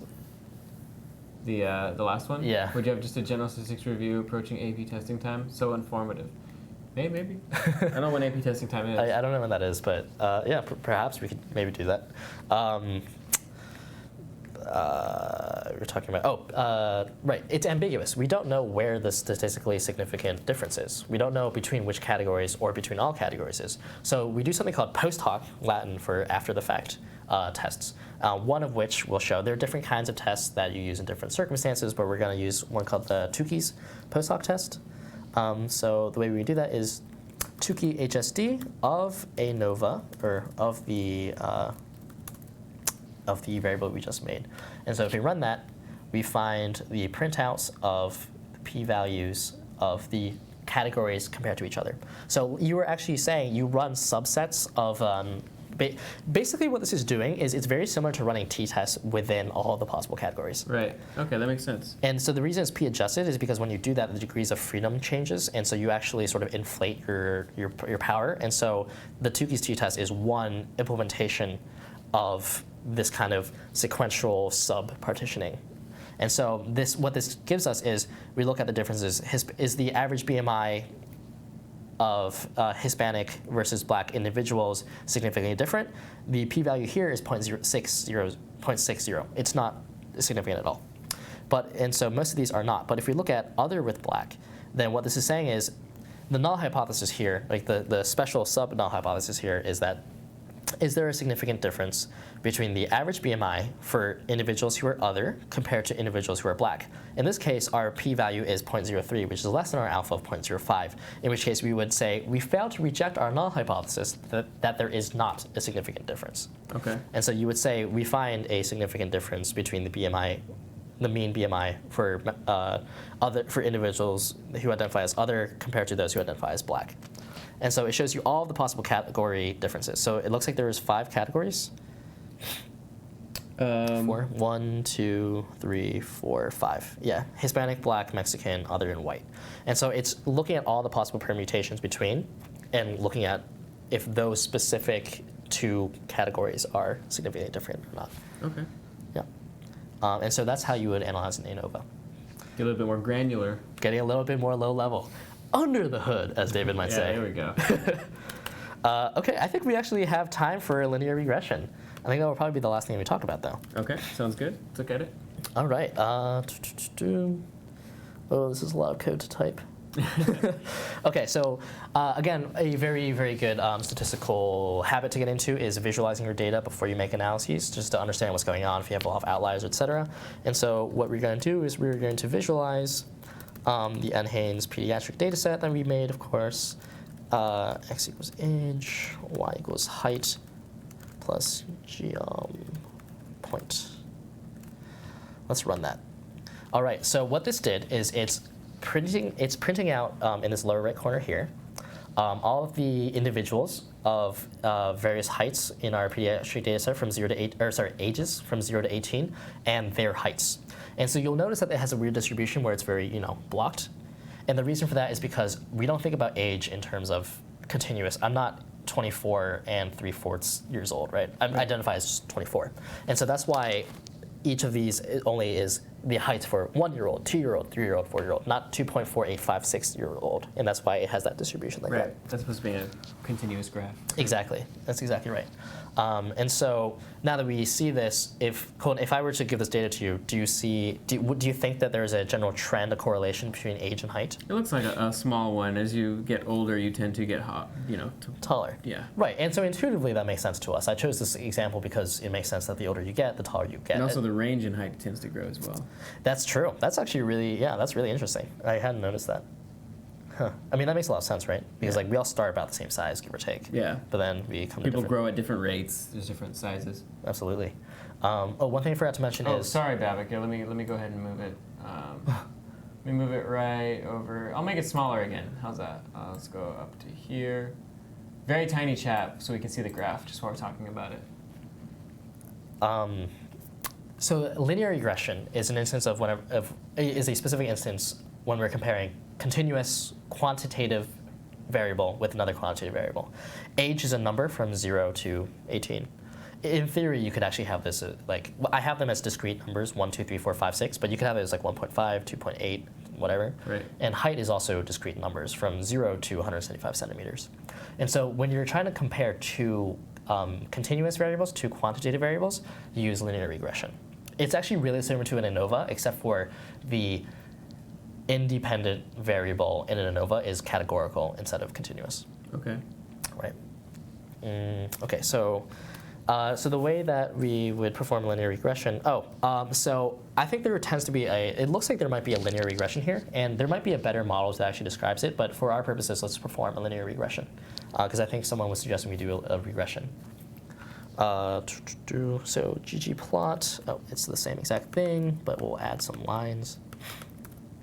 It's starting to get really unwieldy, which is one of the reasons I don't like ggplot, is I have to look at what I'm about to write here. Smooth method equals lm. lm is a linear model. SE equals true. I don't know what that is. Full range equals false. And also, thank you, Fatma, for the kind words. 0. And Babak as well. 9.5. There we go. Run. Cool. So we have the graph we had before, and we've actually fitted a model to it, a linear regression, a line model. So recall that a linear regression makes sense in terms of, these are all models. Statistics is all about modeling. If you have a categorical variable, how can you make a line with that, right? There's no axes to make lines on. But if you have two continuous variables, you absolutely can make a line, which is why linear regression makes sense if you're comparing a continuous with another continuous variable. So I just wanted to plot out what it actually looks like in this particular, when you're comparing a continuous variable with a continuous variable, it's a linear regression. But to actually perform it in R, you perform the following. We're going to make a variable called linear regression. And the syntax is LM, which stands for linear model. We're going to do our, did I do weight? Oh, that's fine. Our independent variable, and then squiggly NA thing with our dependent variable with and then our independent variable on the right. Data is again NHANES, pediatric. And yeah, so we'll run that. And then we'll call summary, which is a function that gives you the summary for certain kinds of data. Oops. Call that, and look, we get our linear regression summary. So there are multiple p-values here, and I could go into depth in a little bit more perhaps next time, but essentially what's happening is there are actually two things that come out of a linear regression. Remember, it's y equals mx plus b because it's a line. There are two variables here, there are two things that we could potentially plot. M, which is the intercept, b, which is the intercept, and m, which is the slope. So linear regressions are useful because you want to say, hey, as age goes up by x, how much does y go up? Or in this case, if age increases by 4.25 years, or as age increases by 1, height increases by 4.25 centimeters. And that has a p-value of less than a tiny, tiny p-value, 2 times 10 to the negative 16. So that's way below pretty much any alpha, which tells you that there is it's statistically almost impossible for there not to be an actual significance here. Right, that makes sense. So there's also the intercept, which is sort of like, remember, it's a line. It doesn't make a lot of sense in the real world, but it's saying if your age is 0, your height is going to be 1.43 centimeters. Doesn't make a lot of sense in terms of like being an actual baby, right? But that's just how linear regression works. You're fitting a line to real data. So cool. I think that kind of finishes off our conversation for today. Yeah, that was pretty cool. Getting to see the fact that you get all these nice graphical tools as well, not only just being able to model the data, see the variables that matter to you, but also model them visually. Yeah. You know, I like seeing things visually. I think that's important. Fatma saying, I think all CS50 staff is awesome. They train well. Andy being a star among them. Oh, thank you so much. Colton's effort for virtual office hours is unique. And it's a fun time. I'm glad everybody's joining in and having fun. This was my first exposure to R, so thank you very much for coming on to the show and absolutely educating us on R and R Studio. This is pretty cool. Yeah, I needed to refresh myself. It's been a while. Yeah, no, I can imagine. Some of those function calls get pretty bulky there. Yeah, I don't think I could have done this without notes. Oh yeah, it'd be tough. I can imagine it being tough. Yeah, no, this is great. Thank you so much, and then everybody who wants to follow along or join after the fact, R and R Studio are free. So as we talked about earlier in the chat, early in the stream and in the chat, definitely grab those and mess around. Hopefully the sandbox is up and running with the R function as well in the near future. This is back to the farewell screen. If anybody has any last questions before we wrap the stream, definitely let us know. Stick around for just a couple more minutes. This week is the CS50 hackathon, so tomorrow is the hackathon. Andy and I will be there. Going into Friday, because it's an all-nighter, so we start at night, and then it goes until, I would say, 5 in the morning or 6 in the morning. 5 in the morning. We go to IHOP. Yeah, that'll be great. Is it your first or second hackathon? This is my first hackathon. Oh, yeah. Okay, nice. When I took this class, I took it in Kenya, so I wasn't. Oh, okay. Yeah, you could have had to vicariously sort of be a part of the hackathon. I like the videos. Yeah. No, we have the hackathon, so we won't be streaming this week. We will stream next week. So we have a stream with Nick on Tuesday, and then I'll probably do a stream on Wednesday is probably actually the day that I'll do a stream. We'll finish up Space Invaders, and I think Monday we have another stream lined up. I need to check my calendar just to 100% verify the stream schedule for next week, but I do believe that is what we have set up. Nice. Yeah, so next week we have David and I on Monday for another surprise. Ooh. So we're not going to spoil that. And then on Tuesday, Nick will be joining us for a C Basics tutorial. And then Wednesday, I will be. We'll finish up Space Invaders. So yeah, that will be a great time. And Annie's saying, this is really cool. Hope to catch more of these. Stats can be boring, but you make it fun. Aw, thank you so much. If you call it, here's a trick. If you call it data science, people think it's really awesome. Yeah, there you go. And they pay you more, right? They pay you way more. But it's sort of the same thing. Belichiers, thank you, Andy and Colton. Very interesting stream. Yeah, thanks for tuning in. Thanks so much. I was going to opt out today, but Bavik Knight efforts to make it made me stay tuned with Bavik. So thanks, everybody, helping each other stay tuned in. Love the surprises, says Asley. Yeah, me too. That'll be a great stream. But yeah, so thanks again, Andy. Yeah, of course. We'll have you again probably in the spring at some point, or the J term time. Yeah, I'll be around. Do a follow-up stream on something, whether stats related or not otherwise. Cybersecurity and data science. Let's catch more followers. Says Fatma. Is there any first stats class you suggest, or is there any intro class that has a professor with good reviews? At Harvard? Or maybe just any? Any. So edX, Harvard X has an offering called Stat 110X. I'm pumping that because I worked on it. Oh, there you go. It's pretty intense. It's an introduction to probability theory, which actually isn't what we're doing today, but it's the background for why what we're doing today works, if that's what you're interested in. More rigorous? Yeah, it's very difficult. Yeah, so check that out. What was the name of it again? Stat 110X on edX. It's probably offered by Harvard Stat 110X. Okay. Professor is Joe Blitzstein. check it out. Yeah. Learn some stats. Oh, I should dive into it a little bit at some point. Yeah, I forget all of it. Maybe some R, some Python data science stuff. Maybe some cool. Rthon. Is that a thing? Rthon? Rthon? Maybe. I'm not sure. The integrate RStudio with Python. Thanks for the stream. I want to ask the logic behind the p-value, but I know it's the end of the stream, so it's cool if you don't have time to explain it. The logic behind the p-value is we assume that everything that we sample, all events, happen along a distribution. In this particular instance, we assume it's a normal distribution. And your p-value is saying, what is the likelihood that the actual result we get is... So if you think about the normal distribution, we think about the area under the curve as like the possible region where conceivably that event could happen, the likelihood of that happening. There is a very small area on both sides of the tail that are extremely unlikely that cover 5% of that area. And that's actually 2 standard deviations from the mean. And we're saying that we're okay essentially if our results actually were in that area. It's saying like the likelihood of it being in this area is so far gone. It's 5% that we're okay with it. But what that also means is 1 out of every 20 times you do it, you're gonna get not a great result. But yeah. And tune in for the stats course for probably more of the background on that, I'm guessing, right? Yeah. We'll see. And someone asked, Jump123, could you say the course name again? That would be Stat110X. And then Twitch Hello World, aka Jacques or Jack, says, what did you say is the stream Professor Manlin is doing Monday? And that is a surprise. We're not going to spoil that one. Secrets. Another surprise. You're going to have to tune in. Cool. Nice. All right, I think that was it. We're going to adjourn now. It's been a little over 2 hours, so thanks again, Andy. Yeah, of course. For coming on to the Cool. stream today. Thanks for having me. It was great. It was great fun. Great time seeing R. I've always heard about it. Never actually seen it too much in practice. In action. Physically seen it, but it was a great exposure for me. Have a great rest of the week, all. I think we'll probably post videos of hackathon-related activities and pictures and whatnot on the Facebook group. And I will see all of you next Monday. That's right. Have a great weekend in the meantime. Right. All right, everybody. On that note, let's have a great rest of the week and weekend. See you next time. Ciao.